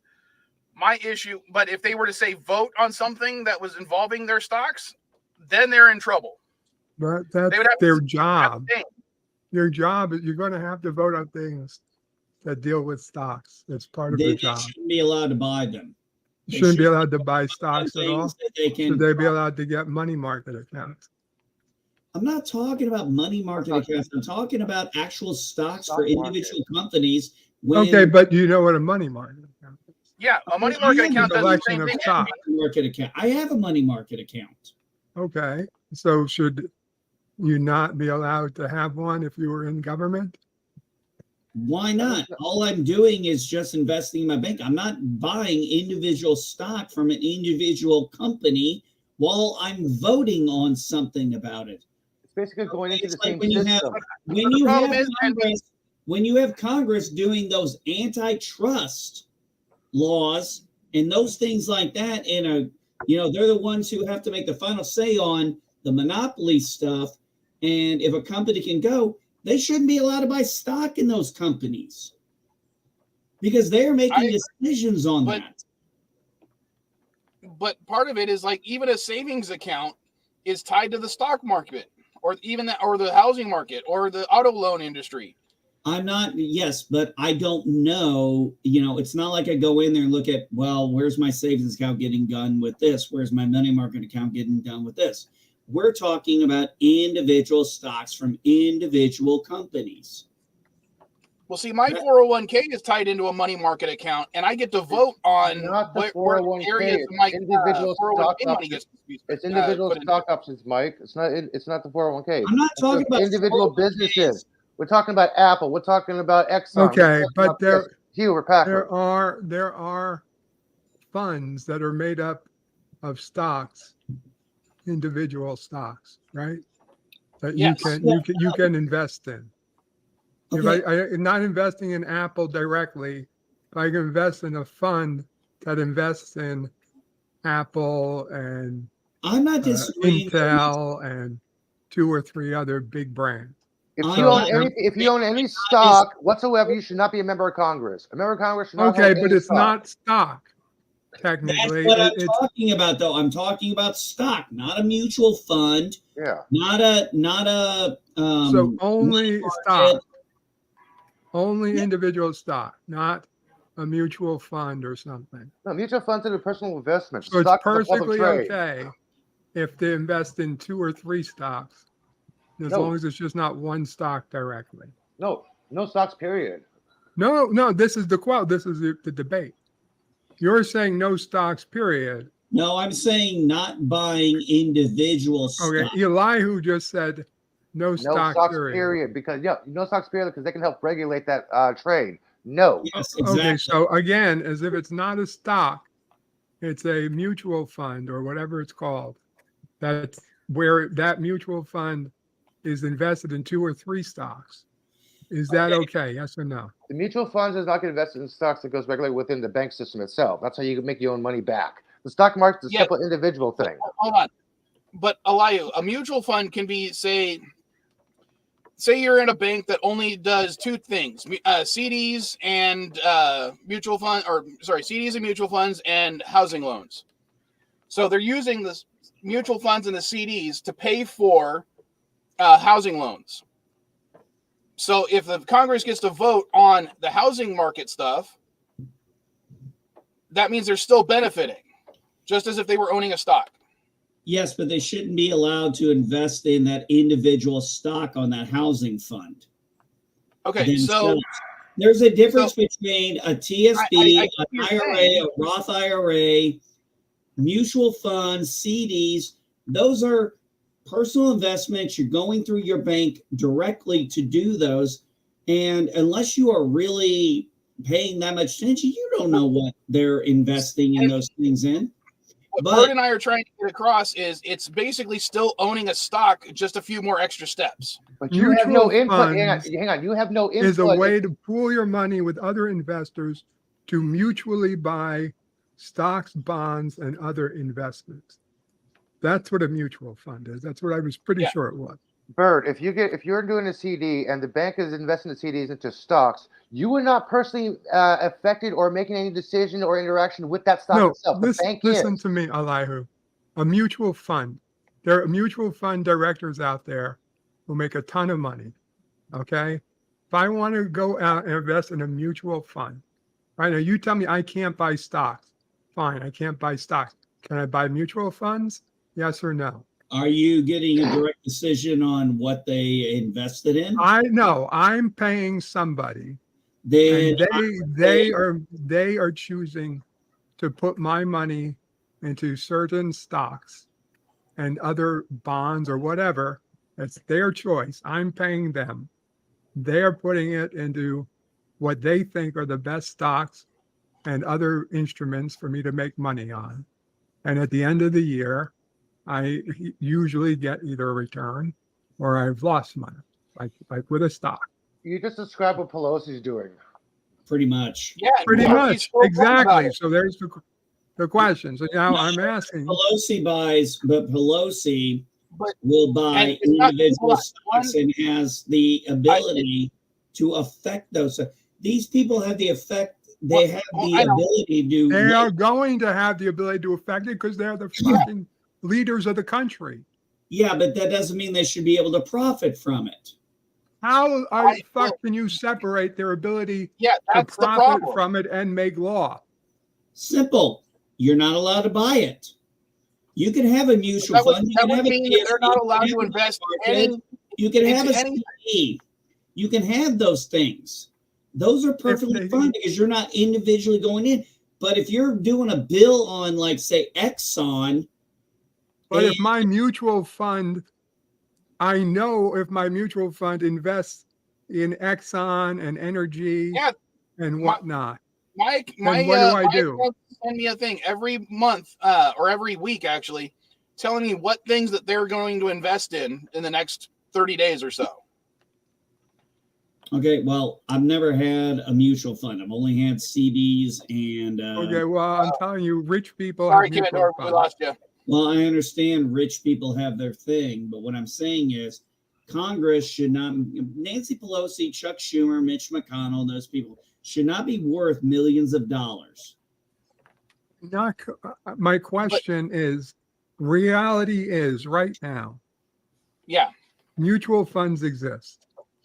I didn't Yep, say there and was a problem with CDs. that. You guys, Eli and I seem to understand what we're talking about here. You guys aren't getting. We're not talking. No, we get it. But what we're saying is, sorry for Get it, but- interrupting. Yeah, I get it. So the company, going to stock with a few extra steps. yes, the company you're using for the mutual fund or the bank or the credit union for the mutual fund, the CDs, the T-bills, and all that stuff. Yeah, you'll get a statement. Okay, but you don't get necessarily a say-so in what they're going to invest that quarter versus what they're going to invest in the next quarter. Whereas you have a bill up about Exxon, for say, and all of a sudden you're looking at a bill that's going to favor Exxon stock, and you start buying stock in it before you pass the bill. That's insider trading, in my opinion. Or if it's a mutual fund where you're able to vote on what areas that your mutual fund is going to invest in, you still can vote on saying, hey, I'm going to vote that we go into Exxon because I know I'm going to be voting on a bill that's going to favor Exxon. Or to go to depending on what MB was saying, yeah, you're about to vote on this, but you have no direct because you have an investor, and you tell your investor, And- yeah, we're going to vote on this, and you invest all of a sudden invest in that. Well, you're out of the loop right. because you didn't do it personally. And can I just point out one thing that's really fucking funny to me right now? NB and Elihu are on the same side, while me and Bird are on the same side. What the hell is wrong with this world today, man? Hey, we're allowed to have disagreements. That's half the fun of it. And can I also say I think I like the fact that we're actually having a political discussion while not insulting everybody. There's no reason to insult. There's no reason to insult everybody. There's no point to it. Fine, I'll insult you. That's weak ass beer, dude. Drink something stronger. Okay, I'll get it. I'll get some lightweight, stronger beer. It's 8%, man. Fucking lightweight, 8%. Drink 12. Come on, lightweight. Dude, there's no. Dude, do you know how much that 12% beer costs? How much out there? Oh God, a 4-pack at least $18. Easy. Damn. $12 to $18 for at least 11-12%. Depends on what you get. Ouch. And I got to be honest. $8. Oh my God, it's ridiculous. Hey, I worked at a liquor store. Trust me, I know this stuff. I had to find the. NB, did I tell you how much I spent on that bottle of brandy I used last week on when I was in Mexico?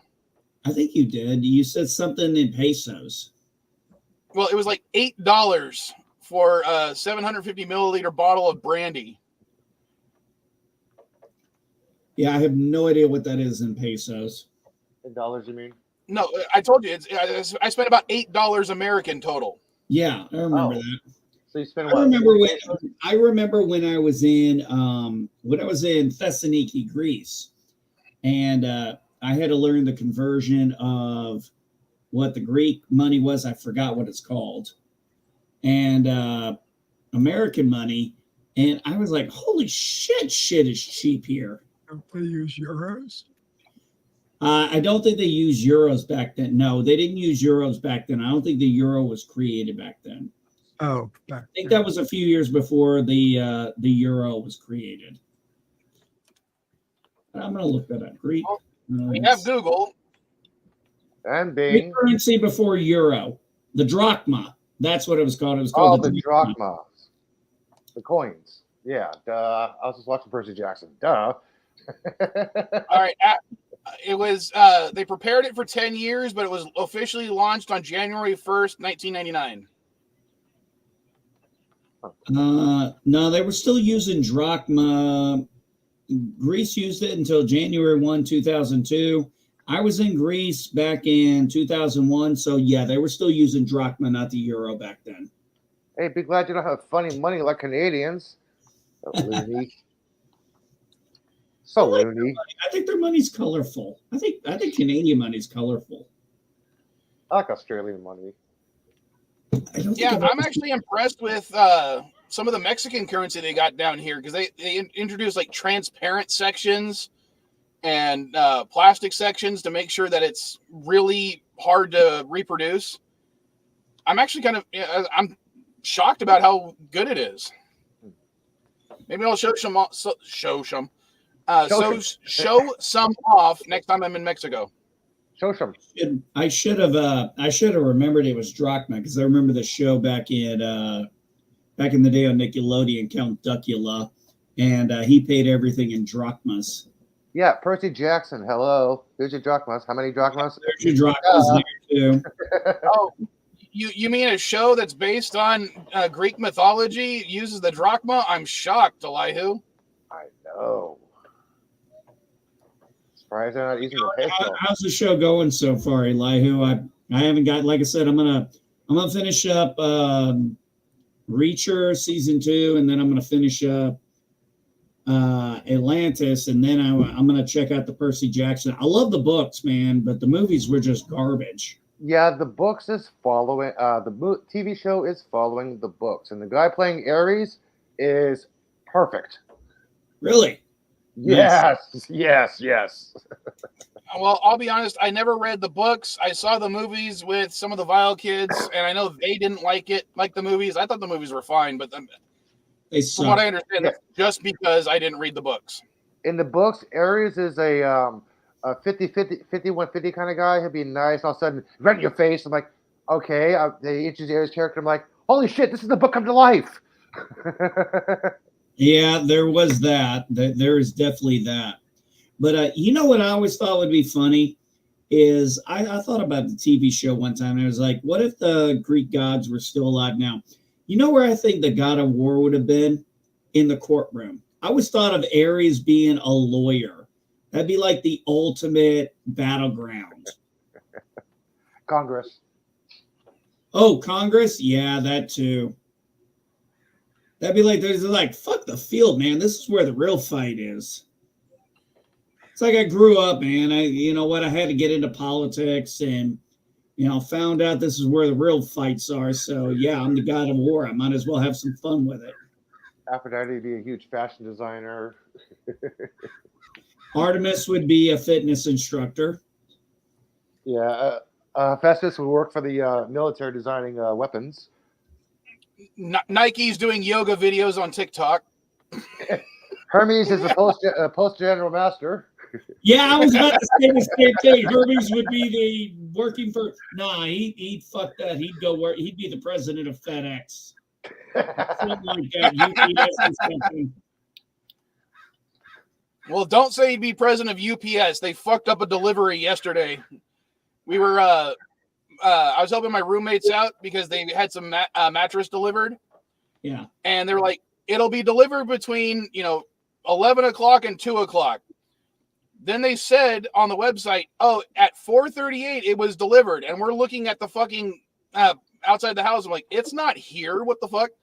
And they took a picture to say, as proof that it was delivered. And it looked like they took a picture of our neighbor's car that was incredibly blurry. And we're like, what the fuck? And then all of a sudden, like an hour later, they appeared on our doorstep. I had an interesting, funny you mentioned that, Mike. I had an interesting thing where I have to go through my insurance. I saw my doctor. I had to get some new prescriptions and stuff and get some refilled.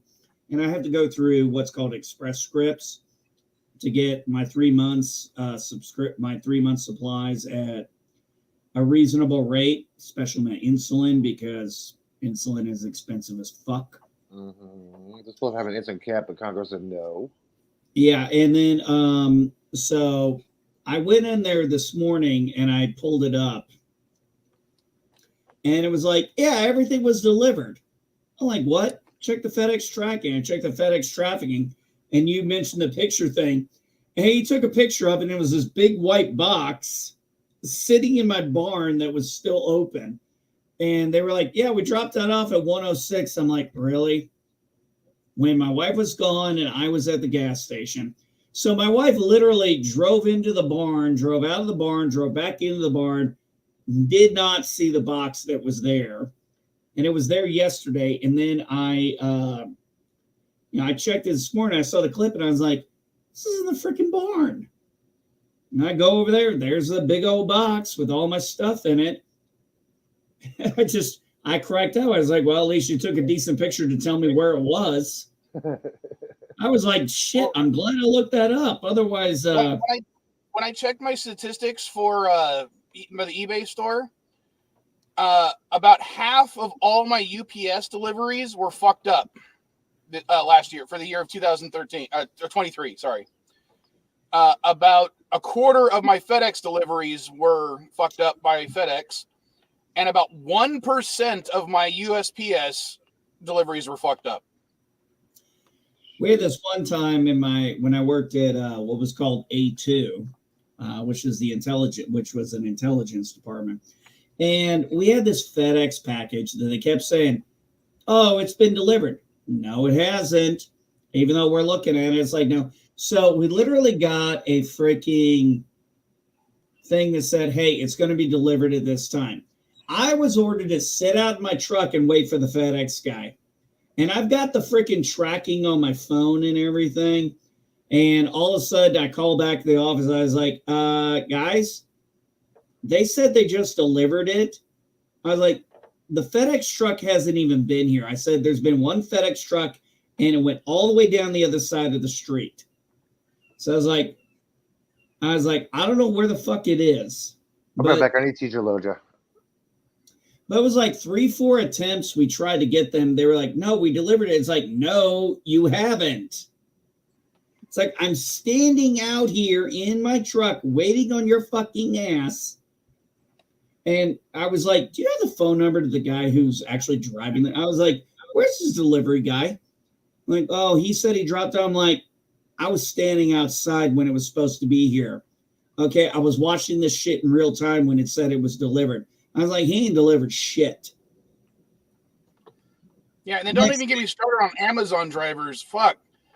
I was driving into Poway, I think not last week, but maybe the week before. And I don't know if you know, but in Poway, they built this new Amazon distribution center. And I'm driving in. I'm nearly hit by an Amazon truck driving 75 miles an hour on a 60 mile an hour freeway or highway thing without his lights on. It was 7:00 at night. Trying to save power. What a fucking and I was like, what the fuck? I'm literally just driving. New green initially. And right past me. And I was like, what the fuck? And I tried to tell when we finally get to a stoplight, I'm, honking at him, trying to get his attention. And he's not paying any attention to anyone else on the road because I'm trying to tell him your fucking lights aren't on. But God, I was shocked that he would be driving that fast in that dark of an area because there's like no street lights in that on that little highway area. Well, that's one of the reasons I don't go out when it's this time of the night because 7:00 comes around. It's pitch fucking dark around here. And unless you're traveling 41, you travel 63, it's pitch fucking dark. If I go down 154 at that time of the night to go get beer, it's fucking pitch dark, man. There are no street lights or nothing. The only reason why I can even do it is because I've driven it for the last almost 3 years now. So I know all the curves and everything, but even there are sometimes I'm like, I'll take it slow because I'm like, I want to make sure I make the turns. Because if I'm not careful and I don't pay attention to certain turns, I'll end up in somebody's cornfield. Yeah, there's some areas I just don't understand how some people would drive the way they do. Like I tend to drive very conservatively on a certain highway here in San Diego because I've literally had 2 accidents caused by other people in the on that road. And the speed limit's 55. So I'll drive 55. I've consistently been passed by people going around these tight curves going 80, 90 miles an hour. And I'm like, how the fuck are you driving that fast when, one slip up and you're going over a cliff? One of the things that cracks me up is when I'm driving down 154, which is, 55 miles an hour. I normally drive 60, 65. And I will get passed by people going 80, 90 miles an hour. And I'm like, where are you going in such a hurry? You are going into a freaking town that is 35 miles an hour with a school zone before you can even speed back up again before you get on Illinois 1. I'm like, where you got to go in such a big fucking hurry? I had one guy. The quicker they get there, the quicker they can leave. Well, I had one time where not too long ago, I was on 154 and this asshole, first off, I'm so fucking ready to kill people or hurt people who can't remember what a blinker is. Oh, yeah. But literally, I was driving up 154 and all of a sudden I'm behind this truck that's going, it's like almost at a dead stop. I didn't realize it because his brake lights weren't freaking working. So I'm coming up fast and I'm like slamming on the I'm getting on the brakes of my Jeep, but I'm like, I was about ready to have to go around and all of a sudden the guy turns into the cemetery and I freaking honk my horn and throw my finger out and I'm like, you motherfucker.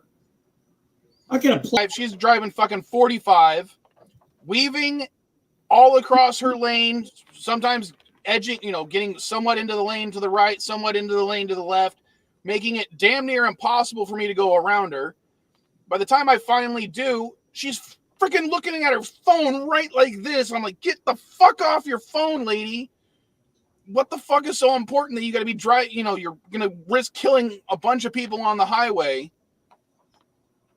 Oh, God, I was so angry. And, of course, I told the kids, if I ever catch them driving with a fucking phone in their hand like that, they're losing their phones, their license, everything. Oh. Hide the keys. Just take the key. Fuck that, just take the keys.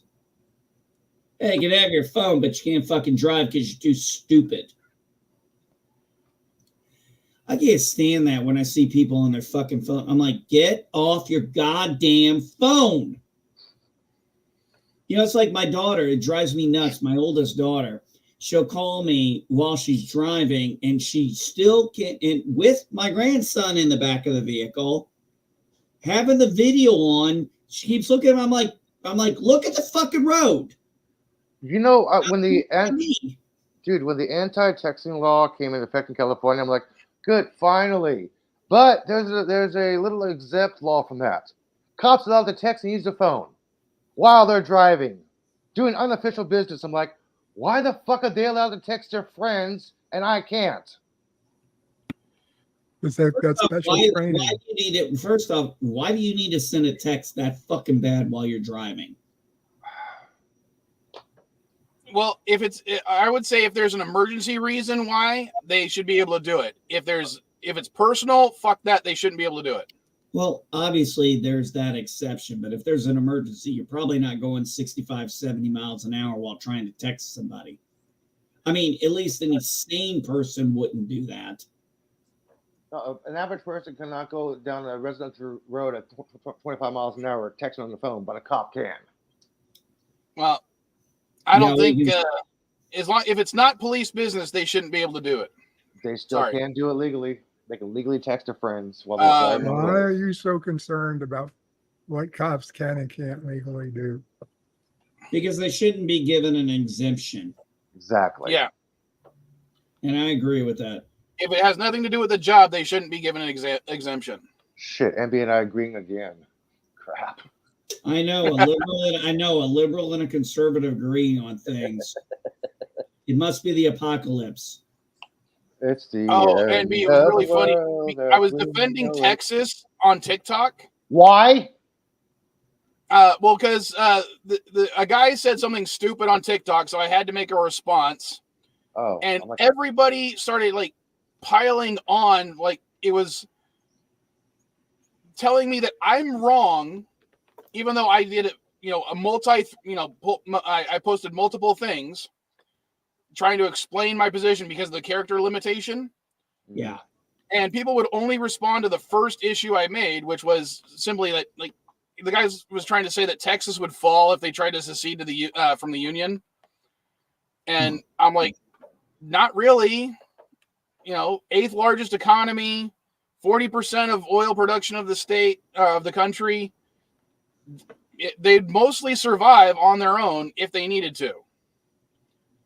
Well, Mike, what's your TikTok handle? Vile Mike SDGS. SDGS. If I can find you. The only thing posted on there right now. There you are. There you are. I'm gonna follow you. Actually, the only stuff posted on there is some old jet nerdy stuff yeah. No, I'm gonna follow you on both my TikTok accounts. I have two. I have my nice one, and I have my NB one, and then I have my angry vet one. That's the one I do a lot of my tirades on. But my NB one, I try to keep more positive. I had a lot of people calling me a conservative, and I'm like, excuse me, I am not a conservative. I'm just pointing out the fallacy of your statement. I'm not a conservative. And then I had like MAGA accounts defending me, and I felt dirty when they started doing that because they were defending me on points that I didn't make. Well, yeah, I got I got you. You got 2 friend requests. They're probably both from me. They're almost certainly both from me because I friended you on both my Angry Vet account and my NB Geek account. Yeah, I just got them. Okay, cool beans.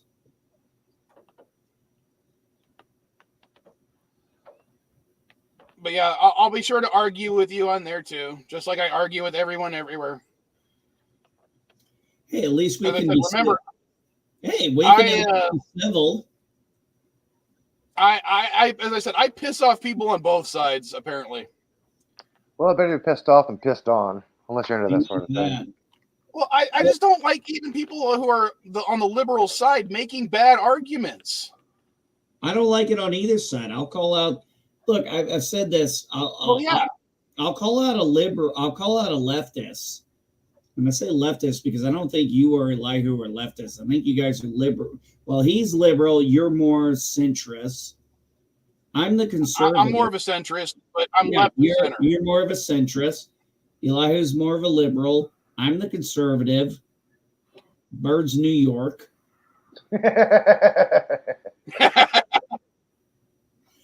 Well, he's New York, not New York City.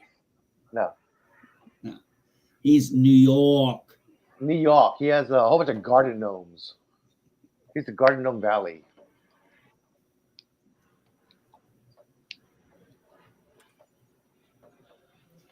But yeah, I mean, I understand the same thing when I talk to me, and I'm like, I'll respond to someone, and I'll be like, well, you're wrong, and here's why you're wrong.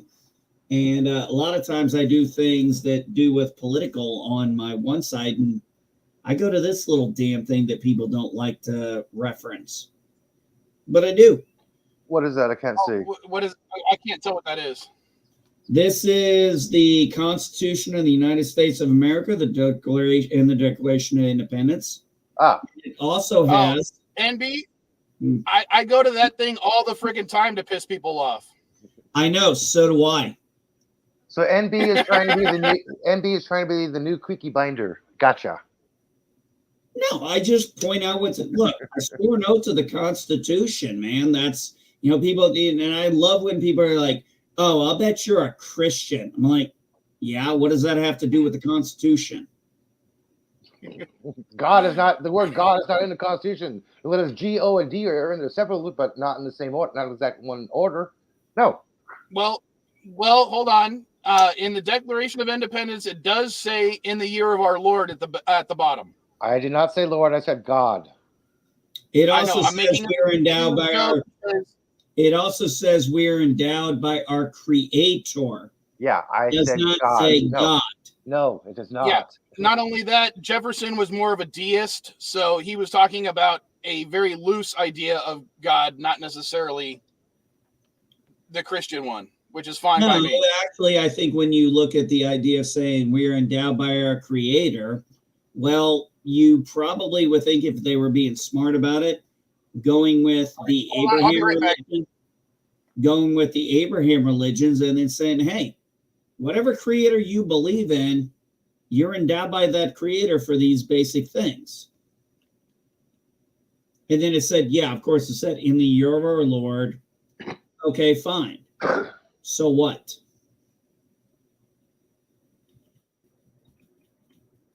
Sorry, I had to plug in the laptop, otherwise it was going to die. Non-Christians still use the Gregorian calendar, okay? Come on. Of course, we use BCE instead of BC. And B, I actually did something really funny, at least funny to me, because you heard about the big anti-abortion protest thing that was going on this week? Yesterday in San Francisco, I heard. Oh, yeah, the overturning of Roe v. Wade, yes. The pro-lifers. Okay. Well, when I was at one of my stores, sitting in the parking lot trying to get ready for that store, I had a guy walk up to my driver's side window, just kind of like how I am right now, and he was selling anti-abortion bumper stickers. And he goes, "These are $5 a piece, but we're requesting a $15 donation when you buy one." So essentially, he was trying to get $20 a piece for these bumper stickers. And I said that, well, I'm actually pro-choice. So I'm not interested. And he starts, kind of yelling at me, like, why are you, well, basically what I did was I was like, okay, dude, why are you anti-abortion? And he goes, well, because I'm a good Christian. I'm like, okay, what's your preferred Bible? So I said, what's your preferred Bible? And he's like, oh, well, the King James, obviously. I'm like, okay. So we started looking up certain sections of the King James. No. I've got the St. Joseph's edition. This is my Catholic Bible. Yeah, I saw that. I saw that. That's why I laughed, man. And I pointed out all the points in the Bible, essentially, where in the King James version of the Bible, both Old and New Testament, where basically some form of abortion takes place. And after a while, he was just like, I really didn't know that stuff was in the Bible. Because you didn't fucking read it, dumbass. Hey, look, there are plenty of idiots on the there are plenty of idiots on the right. Okay, I'm not gonna lie and sit here. There are plenty of stupid people on the right. Listen, one of the reasons I'm sorry, anyone who uses a religious text, right or left, to defend their position is going to be flawed, in my opinion. Look, I will take my personal views and my beliefs from this. However, my oath, the one I swore to, was the Constitution of the United States of America. Now, am I pro-choice? No, I'm pro-life. I understand. However, I do understand and respect states' rights. That's why I was actually happy Roe v. Wade was overturned, because it put it in the state's hands. And we had, what was it? One of the states, was it Ohio, that put abortion in their state constitution to protect it? I think it was Ohio. It was Ohio. You're right. Mm-hmm. Yeah. And I said, good. And I did a TikTok and I said, good for them. I said, that is what the point of states' rights is. I'm a big proponent of states' rights. So if a state wants to have that, fine. If a state wants to make, now look, I'm this kind of person when it comes to the abortion thing. I understand the first trimester thing. I get it. I understand it. I understand the health of the woman and everything, but I don't agree with what I call vanity abortions, where it's like, I just don't want it because I don't care. I don't like that. I think there should be some responsibility and accountability. That said, NB? I do not have the right to decide how each state does it. I can only vote on it or approve of the legislation in the state I'm in. And NB, it should be. sorry. What you said, vanity abortion, that is a term that most right-wingers use to when they have the argument against Planned Parenthood. Planned Parenthood does not do vanity abortions. Well, no, Less we than weren't even 10%. talking I know. Hold on, we weren't Oh, talking they about do. Planned Parenthood per se. I was going to say, And even then, we know that Planned Parenthood, 90 or 99% of what they do has nothing to do with abortions. exactly. That's what I'm going to say. That. Okay, so we don't need to bring But they Planned do Parenthood do into it. the argument. And so do private hospitals and other clinics. Listen, all I'm saying is, look, It should be up to the doctor and the patient, not the state or the government. That's well, what it should I be. definitely think it should definitely be out of the federal government's hands and into the state law's hands, because one of the things is, as you've noticed, even in a state like Ohio, which is heavily Republican dominated, they still put it in their constitution because that's what the people decided. No government should have any say upon health. It's like saying, okay, the government's going to regulate diabetes. You have to have so much blood sugar. Elihu, on this, you're wrong, because the governments are going to have to get involved on certain issues. It should be up to the doctor and the patient, not the state or the government. The government should have no say in your health care. Hold on. Elihu, the state or the federal government is going to have to regulate that regardless. Why? Because insurance companies? One of the biggest frauds in the world? Insurance companies? Because that why? No, what I'm saying is, when it comes down to it, is now versus when Roe v. Wade, and by the way, Casey versus Planned Parenthood, that were overturned because of the Dobbs decision. I remember this quite well. The states now made their decisions, and now the people are voting. And even in red states, they're voting, hey, we want a certain reasonable level of abortion. Now, do I necessarily agree with it? No. But my personal opinion is not what should be affecting the majority of that state. That's what I feel strongly about with this. And that's why when Ohio decided, hey, we're going to put this in our state constitution, despite what the Republicans say, I'm like, oh, good on you people. You made a decision, right or wrong, you put it in there. Whether I agree with it or not is irrelevant. I'm just happy these people have the option to do it now and vote on it and decide how they want their state to be run. I don't want to be run like... Is NB roboting for everyone else, or is it just me? You. Okay, just making sure. No robot in here. But that's it. I mean, there's no reason to protest this. And I think I was talking about this with my wife, because my wife she's pro-life, but she also understands pro-choice. My oldest daughter's pro-choice.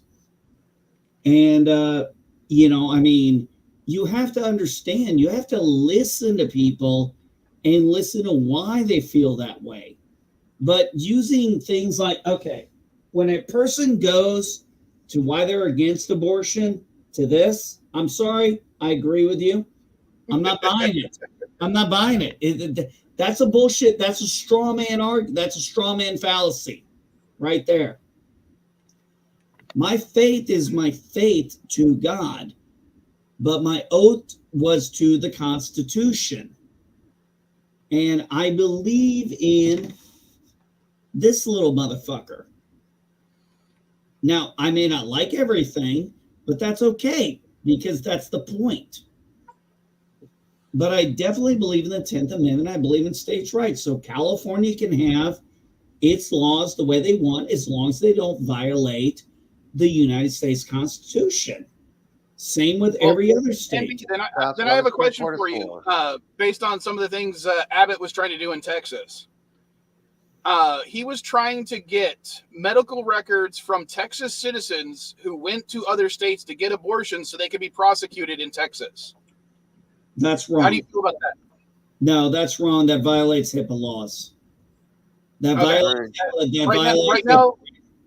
Right now, it was struck down in I think it was Washington's courts, but it might end up going to the Supreme Court. And hopefully the Supreme Court would understand that's a violation of the HIPAA. Because that is. You shouldn't be allowed. They should not. No, your medical records are supposed to be confidential like that. My wife worked medical administration for a long time. HIPAA laws are way stricter than Privacy Act laws. Dude, I had to go through a whole bunch of hoops and whistles to get my personal medical records when I was a kid, okay? They are very hard to get a hold of. Yeah. Fortunately, because of certain agreements between the state and federal regarding hospital transfers, I was able to get my medical records transferred for my appendix stuff. But that was important because I did not want to be conscious the entirety of my fucking surgery. Well, it's like, okay, so as you guys know, I've bounced around from one place to another for most of my life. And what did I have to do every time? I had to sign an authorization letter to get my medical records transferred to the new department and say, yes, I'm allowing you to release this information to, my wife. My wife's the only person who's allowed to have access to my medical information because she's my emergency contact. And then I had to give them permission to, hey, I'm giving you authorization to get my medical records from my previous hospital or doctor, and I'm authorizing it, and I have to sign the damn thing. Yes. And when I was a file clerk for the law firm I used to work for, part of my job entailed getting our clients to sign HIPAA release forms so we can get copies of their medical records so we could enter them into legal records so we could, actually argue their case in court. And sometimes it was easy. Sometimes it was a slog to try to get the records because the hospital is like, nope. How can we verify that you're actually representing this person? It's like, well, we have them signing a form. Well, how do we know that they signed it? Well, we got it notarized. Well, how do we know that you didn't fake that? It was like, really? So we had to now have the client go down there to sign it in person with our own notary so it would actually go through. And it was like, oh my God. I know. Medical is a pain in the ass. Yeah, it took me about 5 years to get approved for SSI. Yeah, but the simple thing is listen. When it comes to certain things Greg Abbott's doing in Texas, I'm okay with, but he's not my governor. And I have no say in that. But yeah, in my opinion, wanting HIPAA, if somebody goes out of state to get an abortion where it's legal and they come back, to prosecute them for that, no. And try to get HIPAA, that's basically show me the person, I'll show you the crime. And that's not right. And I don't agree with that. Never would I agree with that. HIPAA is designed to protect your medical history and your privacy. Yeah, the government shouldn't be able to get your medical records just because they want to prosecute for a crime that you may have committed within their border. A crime you may have committed in that state versus none. That's like, I mean, I'm going to say this right now, my state, it's illegal to, but I can go to Illinois and get it.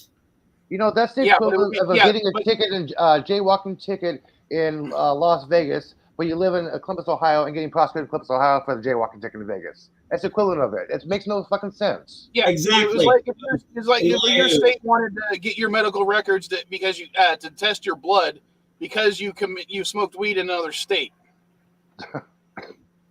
Yeah, exactly. They'd be like, well, we think you smoked weed in another state. So what? It's legal in that state. Well, it's not very legal. Who the fuck cares? Half the states in America have already made it legal. Like, But could you imagine a county that's a dry, a blue or one of those of the blue laws where you can't drink on Sunday or buy booze on Sunday, and they try to Utah. prosecute you for going across state lines to buy a 6-pack? Utah. Salt Lake City. I'm Dry just saying, County. if you want to even go further down the line than that.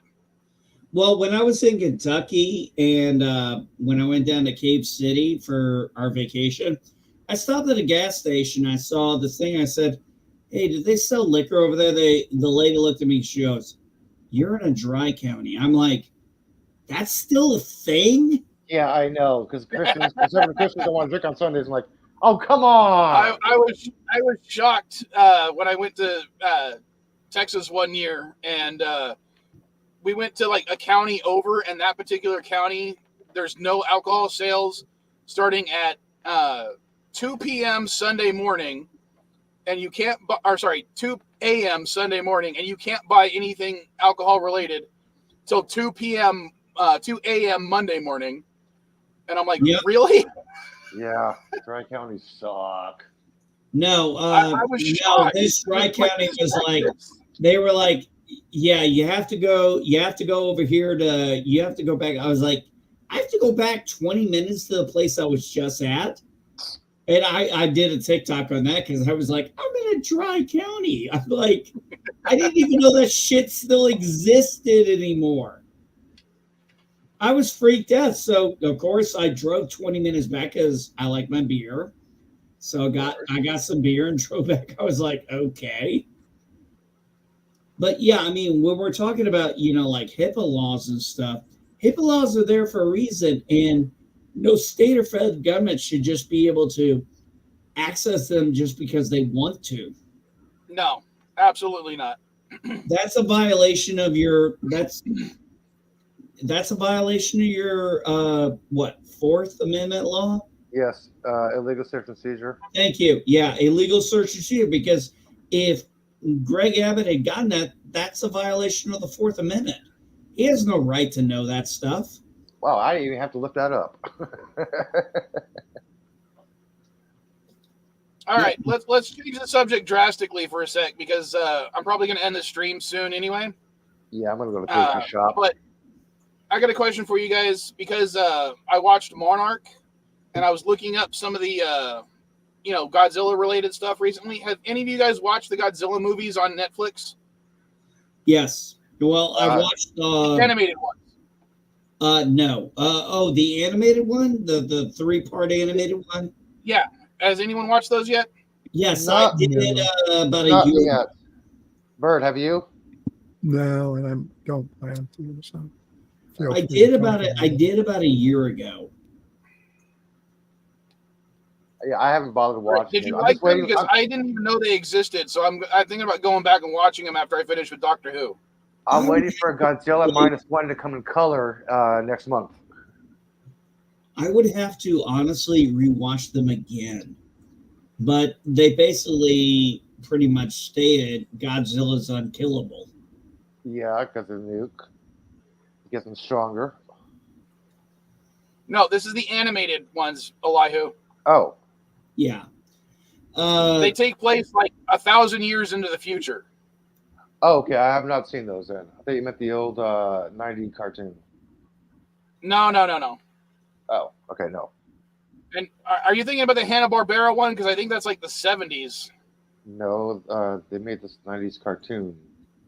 If you're talking about the one that was the American Godzilla 90s cartoon, I understand that one, but I don't know what you mean by 90s cartoon other than that one. I think that's what I'm referring to. Hang on. If I'm not mistaken, this was Godzilla, Planet of the Monsters, Godzilla, City on the Edge of Battle, and Godzilla, Planet Eater. Oh, damn, I'm hiccuping. Yeah, I haven't seen them, but I wanted to watch them because I didn't even know they existed. I thought they were decent. I'd have to watch them again. It's been a while. Yeah, Godzilla, the animated series. 90s. I remember So- Humanoids. That was a fun series back in the day. The Hanna-Barbera one or the American Zilla cartoon? Inhumanoids. Oh, Inhumanoids. I'm sorry. I thought you were talking. No, Inhumanoids was Hasbro. Like in, 70s, 80s. Wasn't no, it? Inhumanoids was 1986. Really? Yeah. God, I thought it was a lot earlier than that based on the animation. Yep, I remember that. Yeah, that's what I was thinking about. Yeah, I never saw that. I don't I think saw it at the time. that movie. Oh, look, that Godzilla movie was terrible. Even Matthew Broderick couldn't save it. Why the hell would he go for a pregnancy test? That made no sense. I know. Because it detects certain hormone levels. It doesn't necessarily. It could be used for many things, not just finding out if they're pregnant. But here's the other thing. That movie was great, in my opinion, until they introduced the whole Godzilla egg stuff. Yeah. Before that, I liked it. Yeah, another show that came out that I liked that same year was Centurions. I don't know if you guys remember that. Oh, I loved Centurions. Oh. Air, land, and sea. Every time I've come across one of those toys, it's never complete. Oh. I used to have all of them. I come across the green guy and the blue guy a lot, but they're always missing like 50 to 90% of the stuff. So what was it? The blue guy was air. The green guy was it the blue guy was air, the green guy was water, and the yellow guy was land, right? I believe so. If I remember correctly. Oh, it's been a while. I can't even remember. Well, I'm coming up on, it's 1986, and I'm coming up on, it's 24, so 96, 06. So we're coming up on 28 years, man. 60, wait a minute. I'm an old man. Yeah, I gotta go. 16. All right, later, Bird. Have a good one. Take care, guys. Couple of bird. Yeah. Take care, Bird. And you're right. Yellow was land. Yeah, and that came out 28 years ago. But I used to love that show. I had the, had the toys and everything. It's one of those things I got rid of that. It's one of those shows it's one of those shows I'd really like to get again. Yeah, Max Ray was sea operations. Jack Rockwell was land operations, and Ace McCloud was air operations. Yeah, one of the things I always thought was funny was I'm rereading it to make sure I'm getting it right.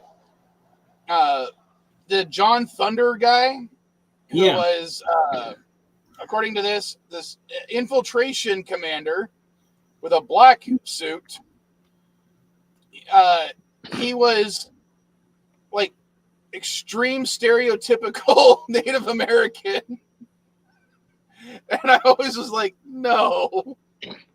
Like Apache Junction. Oh yeah. Oh. So bad. So 80s. So bad.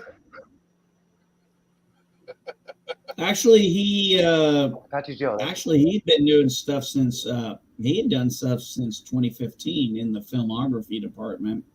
Anime, he did. Actor? Yeah, he was Duke in the G.I. Joe movie, and Lift, and Taken, and X-Mot. Because you got to remember, a lot of those voice actors had to do different voices back then.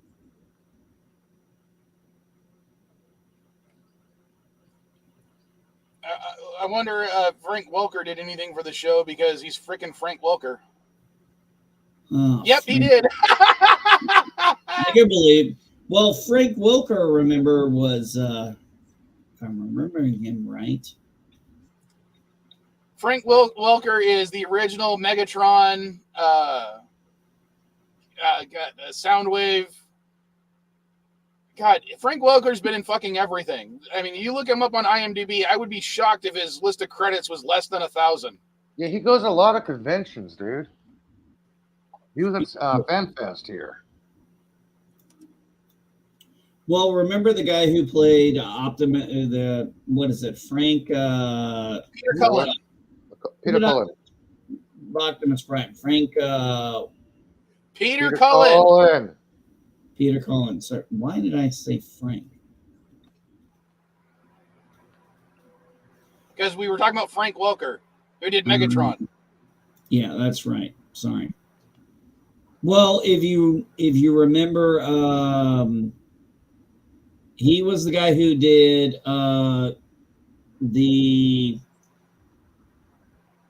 he did Voltron's opening scene, and then he was also in the Voltron vehicles as a voice character. Yes.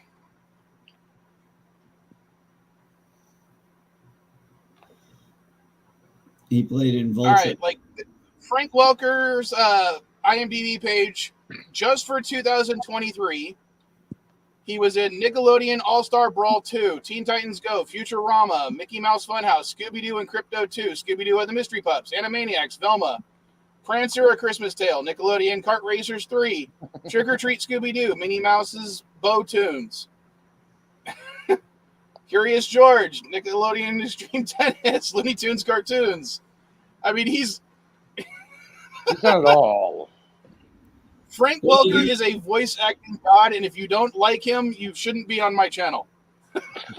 Well, you got Peter Cullen doing everything from Scooby-Doo and Scrappy-Doo additional voices. He did additional voices in the Smurf. He was Dr. Banner, Mysterio, Hulk, Red Skull, and Spider-Man and His Amazing Friends. He did a lot of additional voices. Of course, one of my most favorite memories of him was when he played Carr in Knight Rider. He voiced Carr in Knight Rider. That was always a fun one. I remember that. Yep. I when I first saw that as a kid back in the early 80s, I was like, it's Optimus Prime. I used to have a kit model. So here's who he played in Transformers: Optimus Prime, Ironside, Streetwise, Wingspan, Slug Leader, and Nightstick. And then in the Voltron Defenders of the Universe, I didn't even know this. He was the narrator, but he also did Koran and King Arthur. Yep. I didn't know that. NB.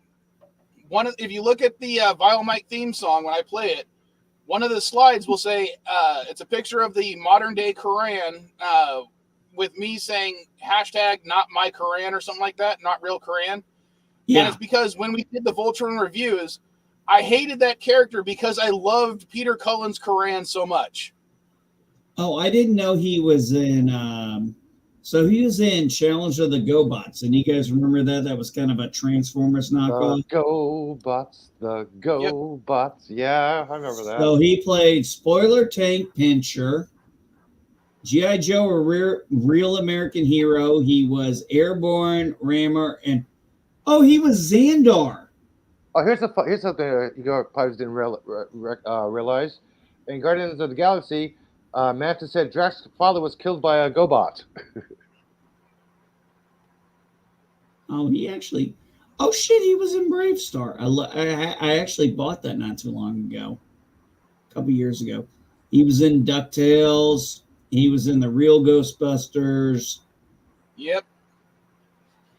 Jeez, God, those guys. Oh shit! He did additional voices in Tailspin, Tom and Jerry in the 90s. So when are you going to end the stream? As soon as I finish this cigar. I got about. Oh, did you? Left. Did you know he was in? Did you guys know he voiced Optimus Prime in Transformers Prime? No way. Yeah. Cullen voiced Optimus Prime? Wow. No, I mean in Transformers Prime. Oh. He's also Transformers Roman. One of the things I loved about Transformers Prime was Dwayne the Rock Johnson voices Cliff Jumper, and he was heavily promoted in all the stuff. Then they kill him off in the first episode. They did it on purpose to kill off the Rock's character in the first fucking episode, even though he was out promoting the show like crazy. It was funny as all hell to me, and no one saw it coming. I loved, when it comes to sequels to Transformers, I think Prime was really like one of the all-time favorites for a lot of people growing up. Prime was great. Beast Wars was great. I'm Beast not a huge Wars fan was of the Unicron trilogy, and I haven't really watched most of the new stuff, but that's only because I don't have time to watch stuff anymore. Yeah. Yeah, J.O.B. And because like certain other things, because I've heard nothing but good things, I actually want to go back and watch the last 2 seasons of Power Rangers, because apparently they do a lot of callbacks for older fans like me. You were a lot younger than I was. Dude, I remember when Rita Repulsa was a thing, okay? She was the villain of the week. Yep. Yeah. No, she wasn't villain of the week. She was the big bad of the series. Well, okay. Until Lord Zard. Yeah. Zed. Oh, was it Zed? I don't know. It was Rita, then it was Zed, then it was Rita and Zed, because they got married. Mm-hmm. On the moon. Yeah.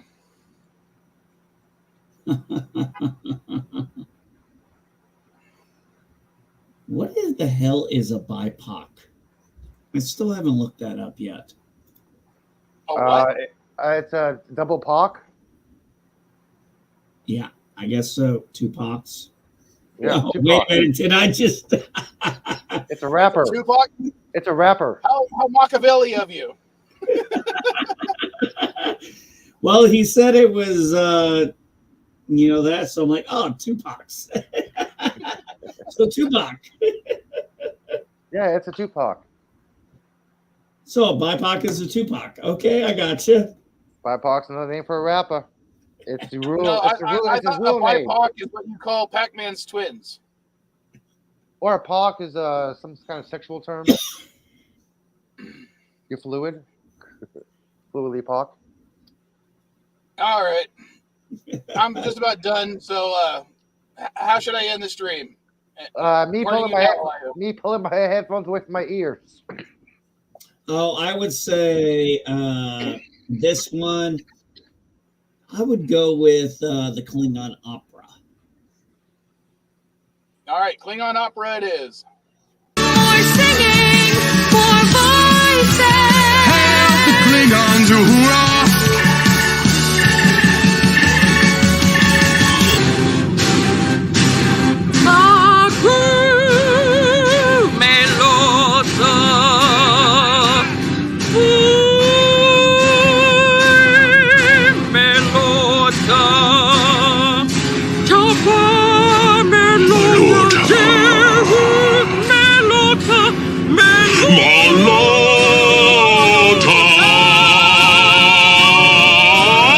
What is that dreadful noise?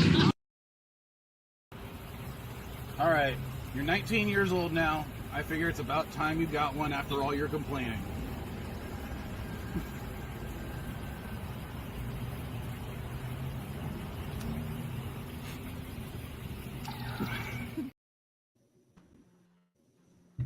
Sorry. Why didn't I play the last one?